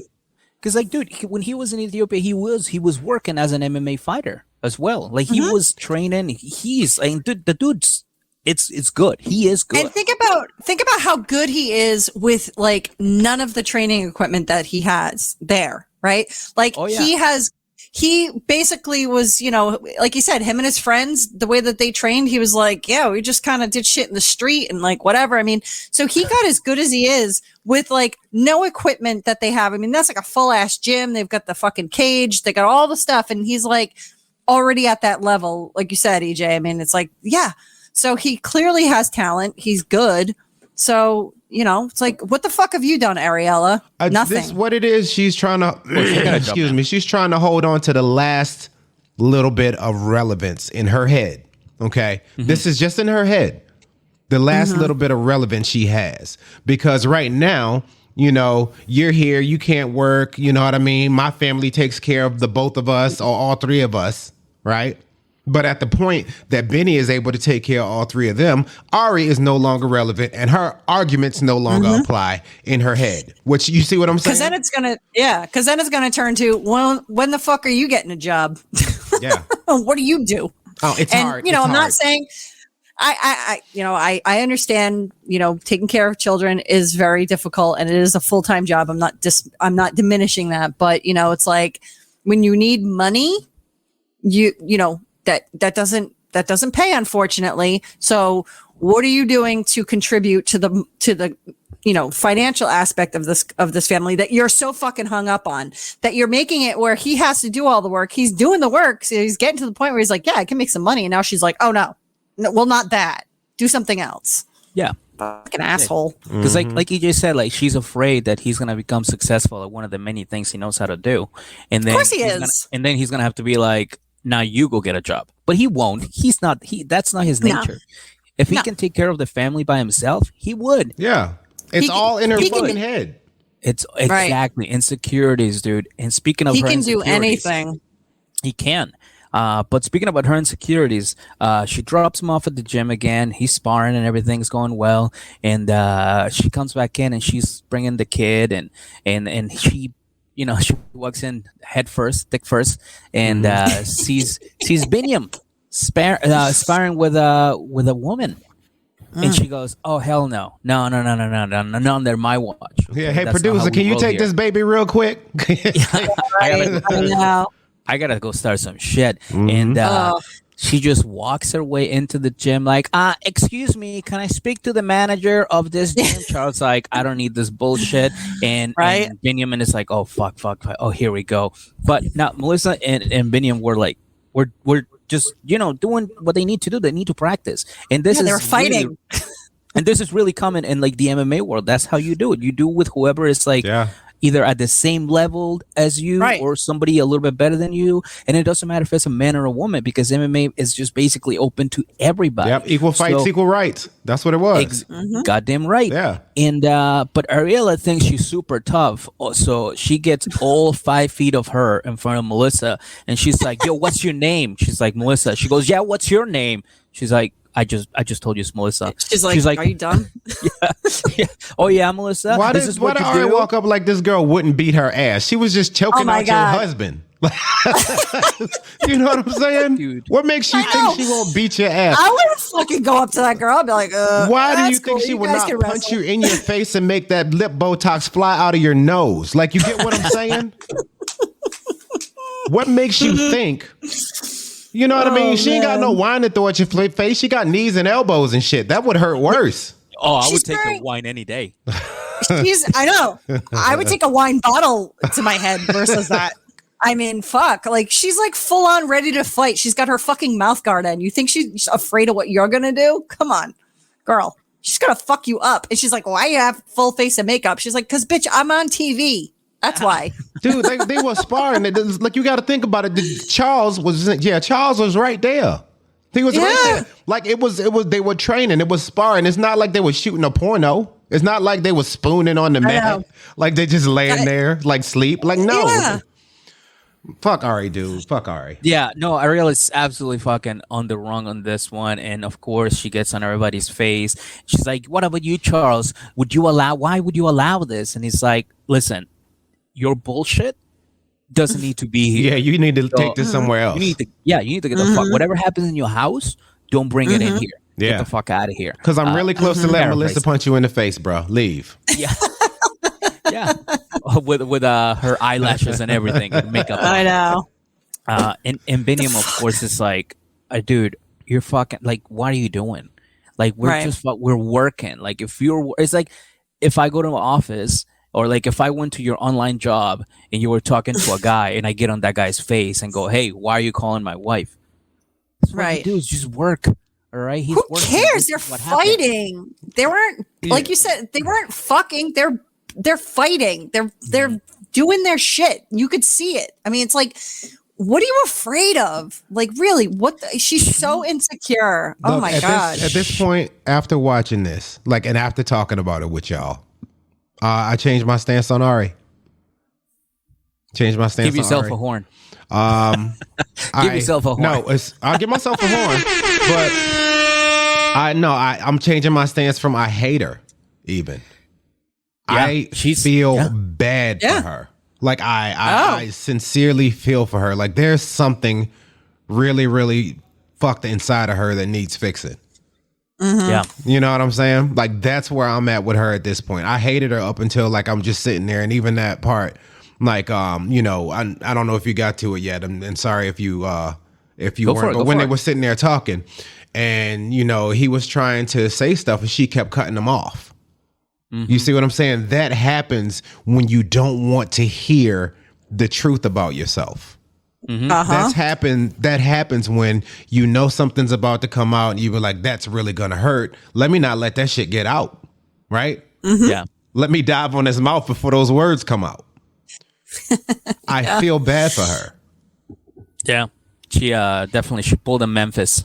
She's like, peace. I don't want to hear it. Yeah. Yeah. She's like, I'm going to say all of the shit I have to say. And now I'm deciding that the conversation's done and I'm leaving. And, and for once, Bini was actually, I saw some emotion that's not just like fear. He was like trying to explain himself and she just wouldn't let him do it. Because you got to think about this. And, yeah. You saw happy. You see what I'm saying? People love to have a happy place. You know what I mean? Some people have to like think of it in their head like Kobe with his handball and his beers. But, there's a happy place. And Biniam, anytime he even mentioned MMA, he gets excited. You Right. never hear him say MMA without all of his fucking teeth showing. That's what he wants to do, right? And he's here doing it. He got this exhibition fight he's training for. Like, he is doing the shit he's supposed to be doing. He's putting them hours in. And then you get this Jewish American princess waddling in there about to get beat up by Melissa, right? And Melissa would have put a fucking beating it's on her. she's sitting there. There's nothing worse for a person to do than to blow somebody else's light out. Yeah. You get what I'm saying? I And hate that. This is what I don't get. Okay, when you're that unhappy that you want horrible things to happen to you. Like, I get it. She thinks she's got to get a job. She thinks she's got to do this. She thinks she's got to do that. But it's like, why don't you just like wish for happy things to happen to you? Why don't you just wish that your husband is successful at whatever he wants to do? Why don't you wish that you want to be successful at whatever you do? Why don't you wish for good things, positive things? Instead, she's thinking like, 'cause she wants this bad. Okay, she wants this badly to happen. She wants Biniam to cheat on her, and she wants her marriage to fail, and she just wants everything to go wrong so that she can be the victim, so that people can point at her and go, oh, look at poor Ari. She's suffering. She's got a terrible husband, a terrible life. Like, she just can't catch a break. No, dude. Yeah. Fight for fucking to stay positive. Because she knows that she has nothing to offer. She has nothing. People that are like that have nothing to offer anybody else because they have their own insecurities and their own problems and stuff. And it's like, if they start seeing somebody become successful, it's hard for them, and they won't be excited for them or want to support them and push them up, because in their heads, they're thinking, well, fuck, what does that mean about me? Like, I'm not doing this. I'm not doing anything that's like, you know, and when I say successful, I'm not even talking about money. It could be anything, you know, I mean, you guys know, it's like in comedy, like, being with somebody that is, and I've been through this, that is not supportive of you doing that. And, you know, I'll just speak from my experience where, you know, and as you all know, being a woman in comedy is there's a lot more shit that we get for that just off the bat. But dating a dude and, you know, for myself, dating somebody that, and I was doing comedy, it was crazy how many guys were like, immediately like, well, I could do comedy too. Like, I can't fucking tell you how many dudes have said that to me. Like, well, I've thought about doing stand up. I could do it. And you know what I would say? Then fucking do it. You know, get up there and fucking do it. Because I know you can't. I bet that happens, but everybody hears that. You know, people say I should be a comedian. I know. I know, you know? But I'm talking about people that you're dating or that you're wanting to, like, you know, spend time with. And, you know, when you're with somebody and they're just like not about it. And I've been with somebody who I was, you know, and I'm not saying I was like, you know, some fucking amazing superstar, but it's like, you know, you have your progression through the comedy scene in the world, whatever. And you get to certain points and you're really proud of things that you're doing. And when you don't have that person behind you or next to you that's like fucking psyched for you, it sucks. Yeah. And that's what she's doing. You come back with your light lit up and somebody's like, hey, blow that out. What are you doing? Right? Yeah. No, you get back in get back in the fucking dark. What is the matter with you?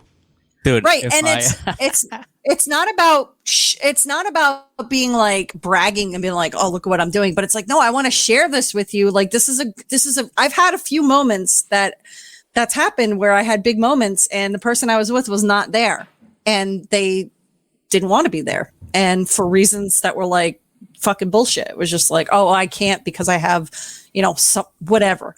And it's like, no, I wanted you in the audience. Yeah. But it's like, no, I wanted you in the audience because I love you and I wanted you to be there. Like, I wanted to share that moment with you. And it sucks when that doesn't happen. And that's what she's doing to him. And it's like, he wants her to be by her side and she just won't fucking do it because she knows she ain't shit. Yeah. I think the Weinbergs need to get her to see somebody. Jesus. I'm sure she already does. Maybe Jesus. Maybe go see some Jesus or something. Nah, she just needs to get a fucking job. She needs to see a manager about a job. That's what she needs to see. I don't know that the job is going to make a difference because she's going to do the same thing because she only knows one way to move at this point, Riri. You think she's not going to go to the job and play victim? Oh, woe is me. Oh, I'm sorry. Yeah. I didn't get those fries out in time because I had to go have a moment to myself. So I burnt up the fries. So I'm no longer fry captain. I understand. Right. Listen, I would love to be a flight captain right now. This is how she moves. She needs to fix that before she can do anything. A job ain't gonna matter. You seen her talk about copying and pasting and shit, which means she don't even know what she's doing at the job she got now. She can't even handle copying and pasting into an email. I mean, come on, girl. What?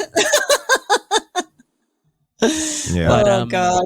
I had enough of Ariel. I don't know about you guys. Yeah, I'm Yes. done with that Yeah. dumb You ready to move story. on to the next couple? Mhm. Yeah, let's do it. All right, let's do Thais and Patrick. All right, we got our Boston bros coming in. Fuck yeah. Yeah, so Thais and Patrick, they are in the Tesla. They are driving to a date night.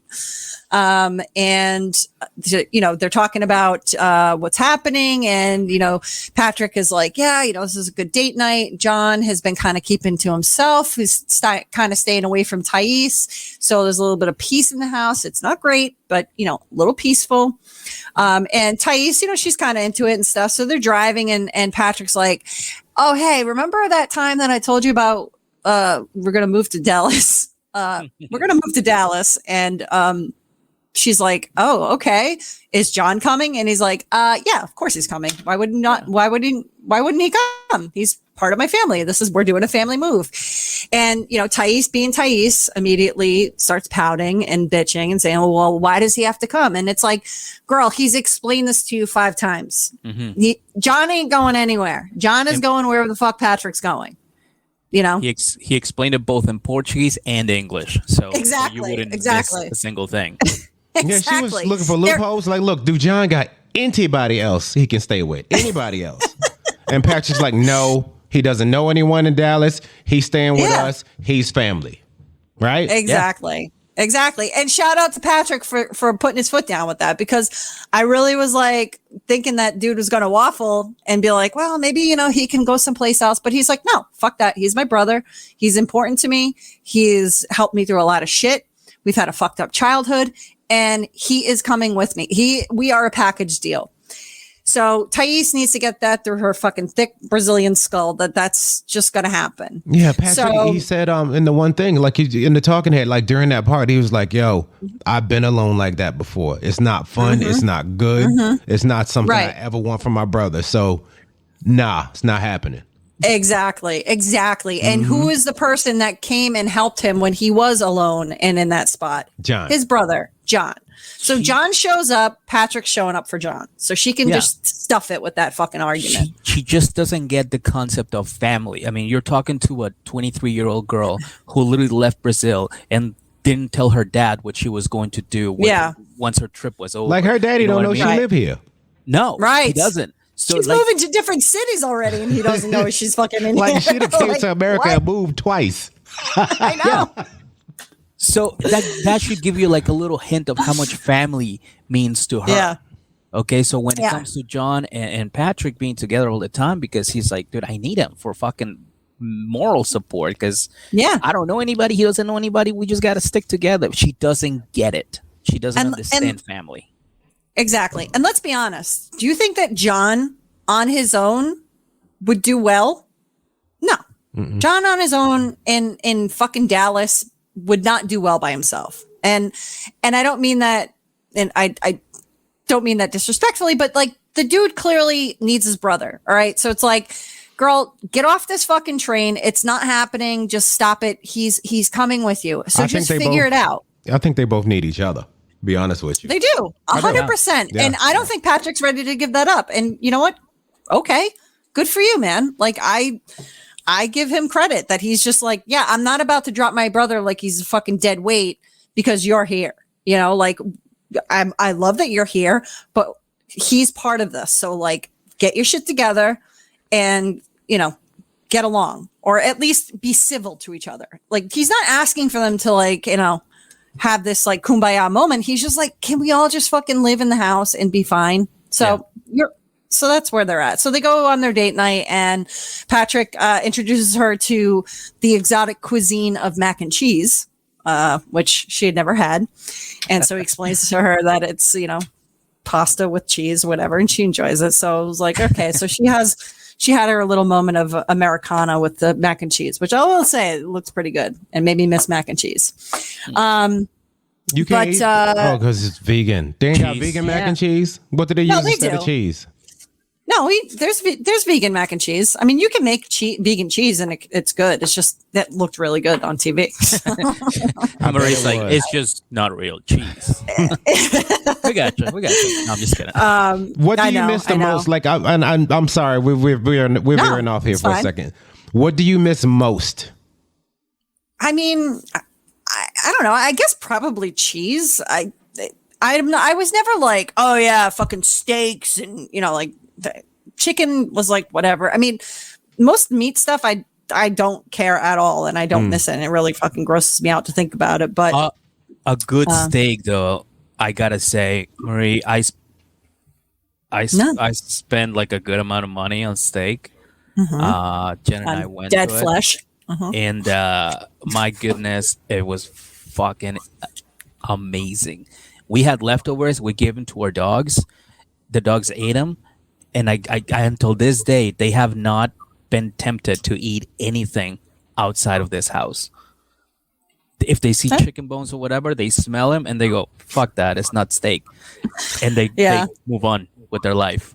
Oh, well, Gracie eats chicken bones. Like I don't know what it is around my neighborhood, but people love to leave fucking chicken bones around. I don't know if I live in some like Santeria shit, but like there's chicken bones everywhere. Like I don't know what's happening in this neighborhood, but yeah. I'm like we'll be walking and all of a sudden I just hear her crunching and I'm like, where the fuck did that even come from?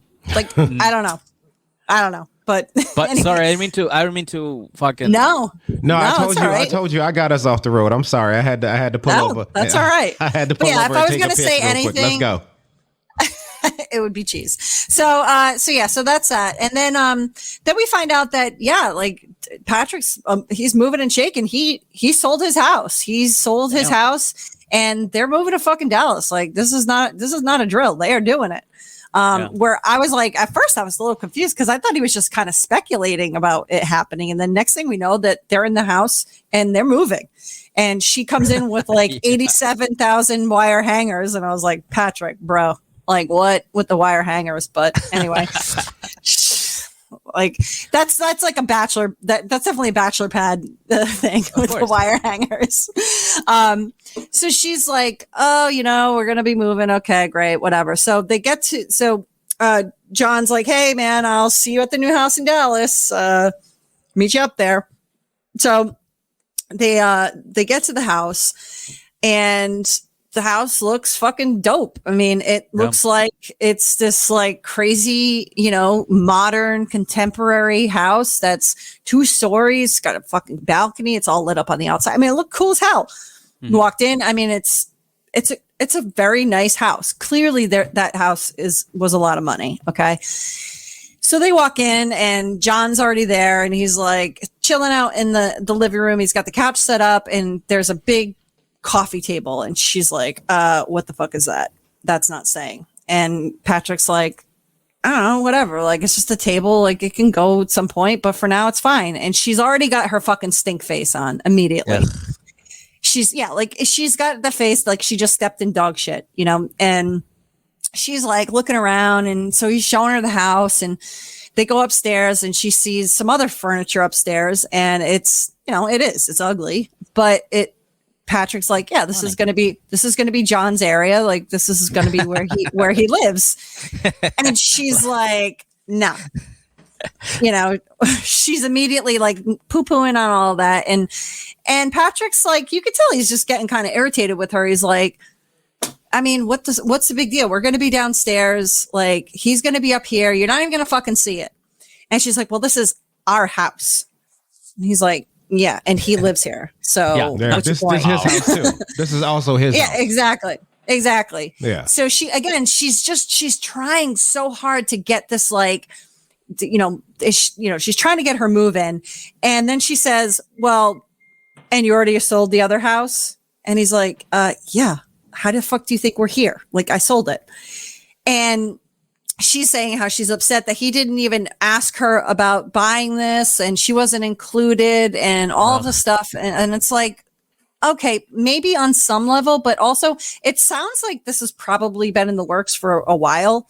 I don't think this was happening like right when she got here. So like, yeah, no, you're not involved. Like you're not going to find a house in Dallas when you're in fucking Brazil. Yeah, like it didn't happen as fast as it did on the episode. He didn't like sell it, list his house and sell it in the middle of a Valtrex commercial. Like this took some time.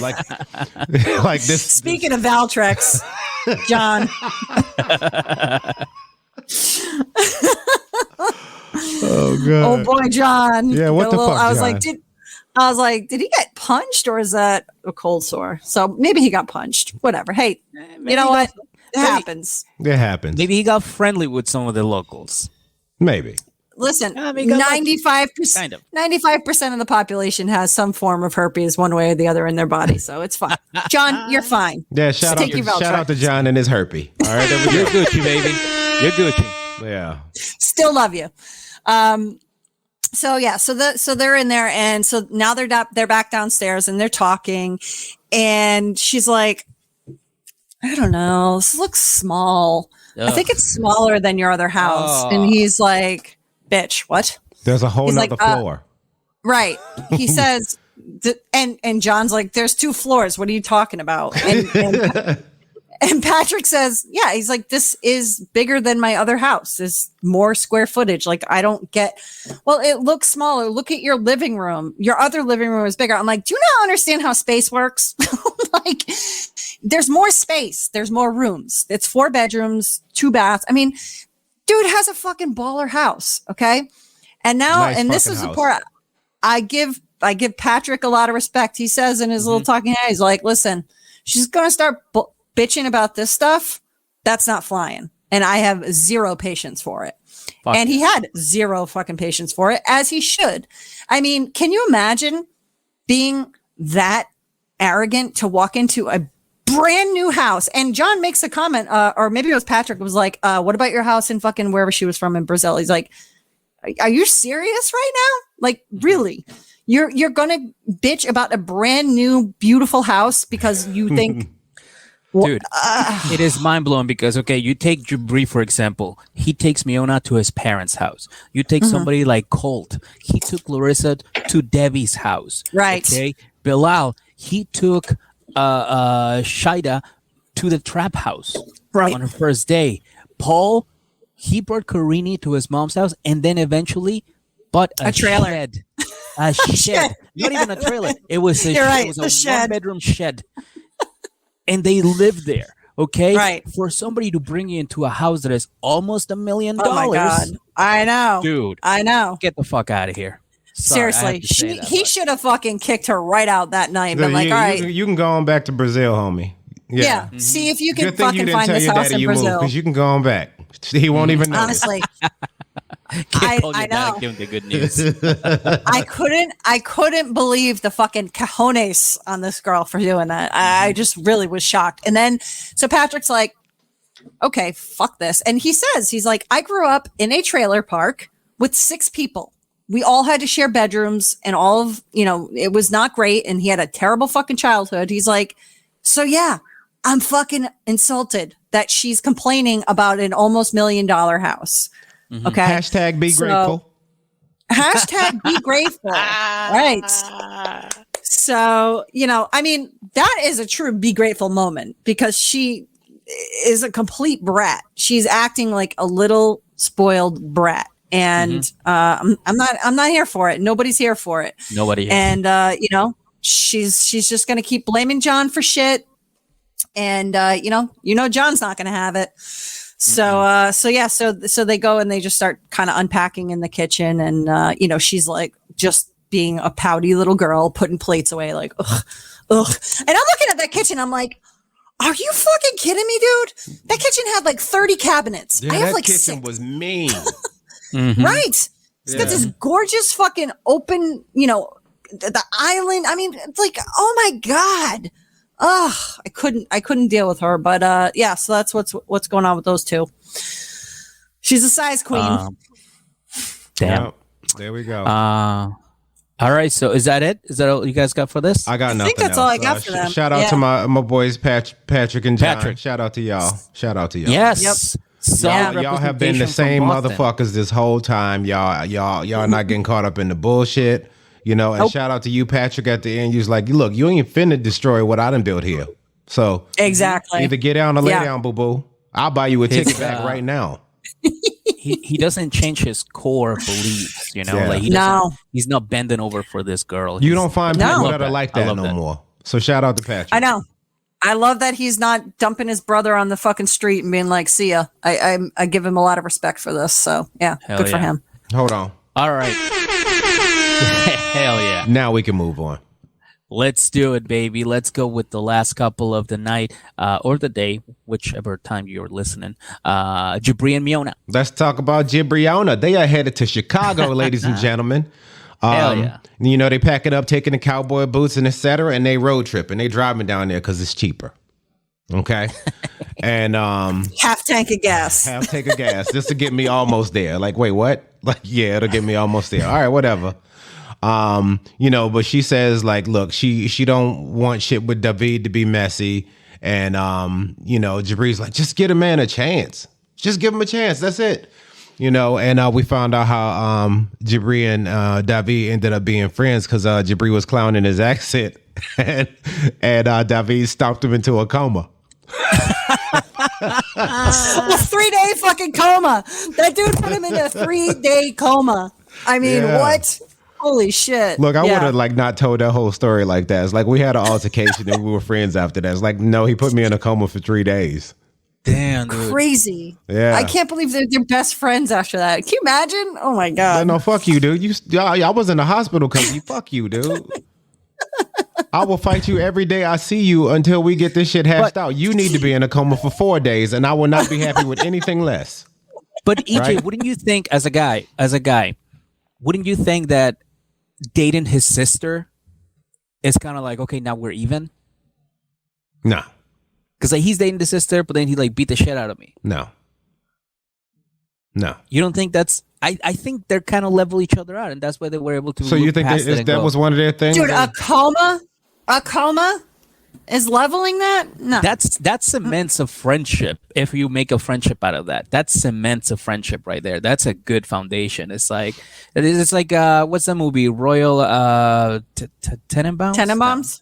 Yeah, the guy that is like the servant. He's like, hey, how you meet him?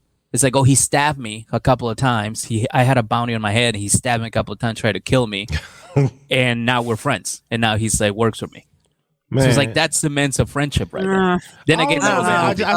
I still think David wins, dude, because it's like, all right, like, yeah, all right, I fucked your sisters. Like, I'm some other dude probably fucked my sister too. Whatever. How many dudes can put you in Right. the hospital for 3 days? Right? Exactly. Yeah, I won. Come on, man. And Yeah. I think it's pretty even. nah, no, it's not the same. It's not the same. But either way, we'll agree to disagree. I think David still got the W on this one. I mean, but- if he fucked his mom, maybe, but Yeah, Mama would have been a different one. Mama would be. You fucking dude, Mama, game over. You won. Jibri's like Forever. dad. I'd fucking introduce him all the time. Did Like, this is anybody my else son, just get a David. visual of David banging Mahala at that point?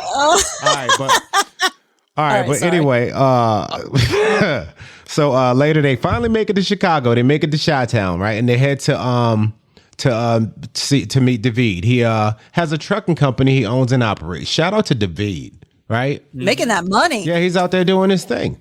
And He's out here. Yeah, he out here in trucks. Does he remind you a little bit just how he talks of B-Rat from Malibu's Most Wanted? Not really. Really, that's the first thing I saw. He definitely has the Like, don't be the hating. that- No. yeah. He's got that like that rapping kind of, like he's got that cadence to him that I'm like, Yeah. I don't know. He's been watching a lot of 8 Mile or something. I don't know. I like Yes. David. I like him. I don't not like him, but I was a little surprised at how he talked. I was like, oh, okay. Yeah. All right. And so they finally get to the thing. They pull in and they meet up with David, and they do their bro hug or whatever it is they do. Like they like the Fresh Prince shit or whatever it is they best friends do. Right. Secret Yeah, and David goes over and gives Miona a hug and attempts to make nice. You know? And David's like, yo, let me show you around. Let me show you these trucks. And he walks over to this one truck. And this is when I was like, this is where friends, this is some shit that friends should be on. Yes. You know what I mean? He walks over to this truck. He's like, look, Jibri, if you want to make some paper, see that Volvo 760 right there? That's all you. 760. Yeah. I love that you got the trucks. Yeah. It's like that Volvo 760 right there on this lot. That's all you, bruh.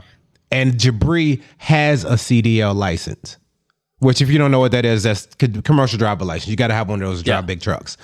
Jibri has one. Jibri has a truck. Jibri got a beach wedding to pay for. Yes. Jibri can grind. Yeah. But no. Jibri just want to make space punk. That's all he want to do.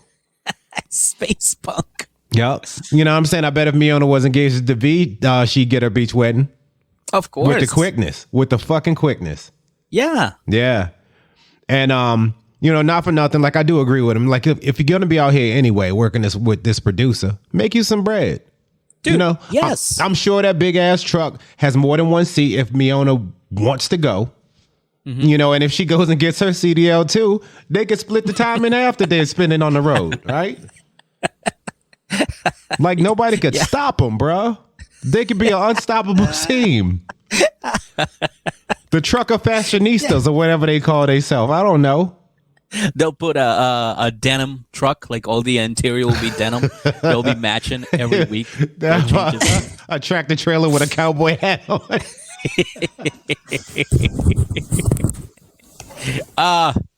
It's a good idea. God. It's a good idea. Yeah, I was surprised to hear that he did that trucking stuff. I was like, oh, all right. Yeah, I mean, but- at least he knows how to make some money. Yeah, he should. Like he has the ability to do it, and there is nothing Right. stopping him. Your best friend, like your godfather, or whatever you call Right. him. I don't know how that worked, but you know, it's like, yo, that truck right there, that's all you. If you want to make some paper, get it. I know you got the license. And Dude, you know how hard it is to get a truck like that? Like, I mean, a lot of those guys are, you know, people that drive, like they have to lease it from companies and stuff. Like for somebody to give you a full ass fucking tractor trailer, but like, this is yours. He's an idiot. Yeah. Take that shit, dude. like David, listen- like you. Oh, go ahead. Go ahead. Well, no, I was just gonna say real quick, like, listen, if you're chasing your dream, if you're going after a dream, it's okay to have a job on the side. Like if you got something that is going to continue to help you to pursue that dream until that dream comes true, do it.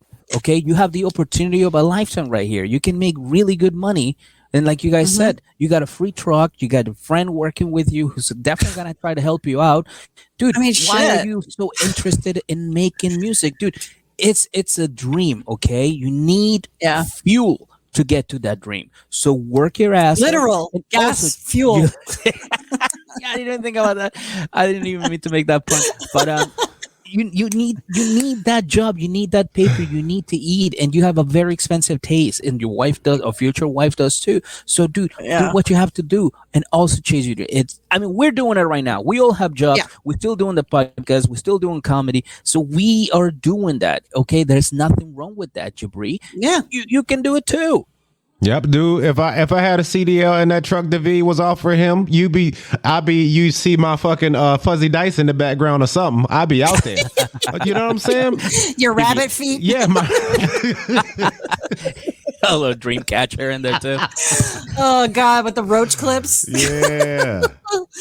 You know what I mean? And like you see it, and you see all that's happening at that point is like, oh shit, Jibri, it's good to see you. I just don't want my guy to struggle.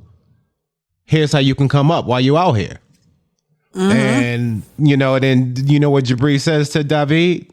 What's up? David, you changed, bro. Yeah, I own a goddamn company, you idiot. Yeah, I changed. I'm rich now. Yeah. Fool. Then David explains to him, was like, you changed too. Like apparently, like Jibri was supposed to be writing all this music, but David only heard like a couple things. You know, and Called which him is the probably fuck out. case, yeah. And then Miona jumps in to try to help and make shit even worse. He's like, look, I know you don't really fuck with me like that, and I get it because I wouldn't fuck with me if I wasn't me either. And she's like, look, I love him and I have his best interests at heart, which means his best interest is her beach wedding is all she's thinking about. You know what I mean? Mm-hmm. Well, if she was smart, she'd be like, get in that fucking truck and go make a goddamn delivery and get that money so we can get the fuck out of here. Would say that. Use that CDL, use that truck. You already sitting on both. Stack that bread. Let's go. That's what best interest would have said, right? Yep. 100%. Take her in the truck. I mean, she would never do it, but they could if he had to go on a long haul or something, she can go with them. She can see the rest of the fucking country. What if she got one too? You think that girl's gonna fucking get a CDL? Yeah, I'm just saying, you know what I mean? It's not impossible. But it's highly unlikely. Face punk is real. Yeah, she could do it. Listen, that truck is gonna get your ass to fucking LA. Yeah, doing that job is gonna get you to LA. It's gonna get you your beach wedding. I mean, granted, you're gonna have to make some sacrifices. He's gonna be gone for a little while or whatever. But again, you can fucking go with him. Those cabs, you can go. They have sleeper cabs. I mean, it's she's a fool. They're both stupid. They're both like children. They're like, well, no, but I want to make music. Ugh. Mm-hmm. Then, it's not always about the dream. You also gotta find a perfect balance. Yeah, you have to be successful at a bunch of things at one time, not just one. That's always the crux of it. It's America, baby. I mean? That's what you gotta do. Yeah. So Miona says she feels like Jibri's friendship with David isn't good for him because David's trying to help him get on his feet. That's exactly what's happening, and for whatever reason she gets on the talking head and somehow she sees that the relationship or their friendship isn't good for Jibri. You know what I mean? And you could tell, it's not good for her. Yeah, you could tell without a doubt that he's doing it from a place of love. I don't get what the fucking problem is. And I'm sure David don't. He's like, nigga, what is you talking about? I'm giving you a way to make money. I'm not going in my bag for you, but I could tell you how to get your own bag. And he did it before. It's not this isn't a new concept. Yeah. So later on, the Black Serbs hit the studio, right? And we cut to Miona. She got the green light to go ahead and start planning that beach wedding. So she's on there Googling shit, right? And then we go back to the studio. The Black Serbs is in there. This feels great. Everybody's hugging, stressed out. There's some space alien dude there. I guess he's like it's just a white guy from Iowa. I guess he's like the Black Serbs version of Flavor Flav. He's just the hype man or something. Something like that. Right? I don't know. Flavor. Yeah. And Flavor Flav. And then Jibri's like, yo, this all feels great, but he's stressed. He's like, I just feel like the energy with me and David ain't the same, and it's because he don't want to hear anyone tell him he's wrong or that he's lazy or that he should be doing something. Like Ariella. Yeah. Mm-hmm. And David, he's like, no. And then you see why David is owning and operating a trucking company. He was like, all right, it's time to get on this grind. Everybody put your phones on Do Not Disturb. Let's get it. Right? Yeah. Yeah. And then Jibri's like, hold on, let me pull out my phone and text Miona really quickly. For what? It's she know you in the studio. You left her wherever y'all are staying to come to the fucking studio. She know you here. Yeah. What are you doing? Let's get to work. Right? And, he's sitting there, he's texting her. And I don't know what it was because I thought he was just shooing him.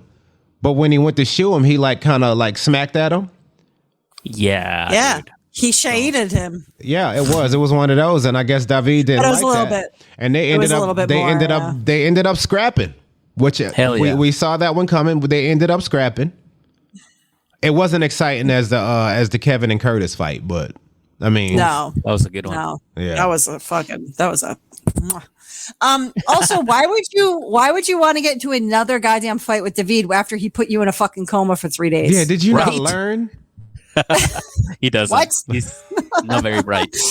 I would never go at it again with the person that put me in a goddamn coma. Period. Yeah, apparently, fighting this dude ain't something I'm supposed to be doing in my life because apparently I do it wrong. Right. I mean, he's a skinny. I mean, well, he's probably, I don't know. He's got fucking Serbian trucking muscles, I guess. But he's gonna fuck you up, dude. So I wouldn't be doing that. And then, the Space Cowboy has to come in. He's like, what the fuck? Yeah, fucking Space Master or whatever his name is. Space Punk, whatever. Oh no, that's their music. I don't know. Yeah, so shout out to David. I like David too. I really do. Yeah. I mean, I will say, when Jibri was like kind of giving David some shit about it, and he asked the woman, I didn't grab her name. Bobo, rapper Bobo, when he was like, what do you think? And she's like, yeah, I get it. And she's like, she's alone in this country and stuff. And again, I do understand that point of view, but I think Jibri is just, he's just pushing his luck here. It's like, dude, just put your fucking phone on Do Not Disturb. Like you said, you just left her. What do you need to text her about? Yeah, that anger that you saw right then that led to that fight had very little to do with that moment we saw right before it. He's stressed out. Like realistically, he's like, look, I don't want to do anything else. I just want to do music. I feel like I have the talent. He don't want to do nothing else, but I don't know. I mean, and you just see like maybe it's the frustration about all of this. Maybe he's about to get, or he's being exposed for not being able to earn the type of money that he told Miona he's able to earn. Well, I mean, David said, he's like, you keep saying that you're working on your music. I've only seen a little bit come out. So what's up? What have you been doing? And I mean, listen, you're going to talk that shit. You're going to say, oh, well, I'm working on me and I'm doing all this stuff for me. And okay, what do you have? And it doesn't mean that it has to all be good, but like, what do you bring to the table? You haven't brought much. You're just saying that and you don't have shit to show. So yeah. Yeah, so that was it. They started scrapping and they turned it off. So we'll see what happens with all that next week. But I agree, you probably shouldn't go fucking with David no more. Not at all, dude. No. Yeah. I mean, listen, he has Eastern European strength. Like those guys are like fucking scrappy. They're like, no, just stop it. Stay away from that guy. He put you in a goddamn coma. I mean, I don't know how many times that needs to be stressed, but like, if somebody puts you in a fucking coma, you don't step to them again. Period. End of story. And if I was Mahala, I wouldn't let that little son of a bitch in my house ever. I don't see how they ended up. That's what I'm saying. I was thinking the same thing. I'm going. You know how much those stomps cost me on my insurance premiums? Yeah, it went up. But, I mean, as a parent, I am shocked that she was okay with them being friends. Like, what the fuck? What? Yeah. I don't know. They got some weird ass shit in South Dakota. Yeah. I don't know. I get why Miona don't want to be there. I'm here. I understand. Yeah, but that's it. That's all I got for anybody else got anything? I'm Gucci, baby. And that was our last one, huh? That was it, baby. Yeah, that was it. Real quick, let's just jump into it, okay? The rate and review. I know there was no transition or anything. Let's just jump into it. Y'all know what this is. We're going dick first, baby. That's what we do. Dick first into the rate and review. And this one was on Tuesday. They left it on Tuesday, and it comes from Grandma Shaeeda. Shaban. I think it's Shaban. It's Shaban. Yeah, Shaban. Yeah. Okay. Yeah. Grandma Shaban, and she titles it "A Podcast with a Unique Perspective," and she rated us 5 stars. And she writes, a 90-day podcast that's insightful and sometimes serious, but always hysterically funny. XXX, which I'm guessing is kisses for our foreheads. Kisses for our foreheads. You know what, Grandma Shaban? Kisses for your forehead and a horn for your goddamn ears, girl. There you go. Hell there yeah. You go. Thank you. And that's not the that's not the only exciting thing that we're going to talk about. But wait, there's more? There is more. What? Yeah, we're like Bilal, but with good news. You give us more stuff. More stuff. Yeah, I'm going to give you some sausage and some more stuff. And this is the other stuff, or the other sausage. Quick shout out to somebody who joined us halfway through this broadcast. So shout out to Kate for joining us on Patreon. All right. Oh, hell yeah, Katie. As of 2 hours ago, she joined, and I wanted to say it right there, but I was like, oh no, we'll just leave it for last. So yeah, thank you, Kate, so much, and thank you everybody on Patreon, and you guys are the best. You guys fucking rock. Did Kate get in on that inflation tier? I think, you know what? Kate wants us to get the raccoon tail raccoon. Raccoon tail hats. Yeah. Raccoon tail tail. hats. I'm like, which one is it? Fuck. Raccoon tail hats. So we can all wear them. And I think we're almost Hell getting yeah. there. I think we're getting very close to broadcast with those fucking. It's things. going down. It's It's ridiculous. going down. I'm It's here for it. ridiculous. Hell outfit. yeah. I can't wait. Y'all bullshit. I can't wait about this hat, dude. I know. I know. It's I gonna live be in West good, man. Virginia. They gonna think I'm stylish. Be all They're gonna Davy look at Crockett out Hey, there. where'd you get that, man? Like none of your business. L.A. Yep. A House of 11. Imported This from is the LA, House baby. of 11 original. Yeah. God. Maybe we can get them to make some raccoon hats. Can you imagine? When we take it over, That'd we be- can do it ourselves. Yeah. That's We're right. taking over, That's baby. all it's going to be. Yep. So yeah. Thank you so much. And unless you guys got anything else, I say let's take it home. Let's go home, baby boy. That's it. Fuck yeah, let's do it. All right. So once again, thank y'all very much for listening and rocking with us every week. This is y'all's podcast. We do this for y'all. Fucking love y'all. Kisses for your forehead. And until the next time you hear us recapping anything, this has been 90 Day Fiance, Season 9, Episode 8. Yes, daddy. No, daddy. Okay, daddy. Have a wonderful night.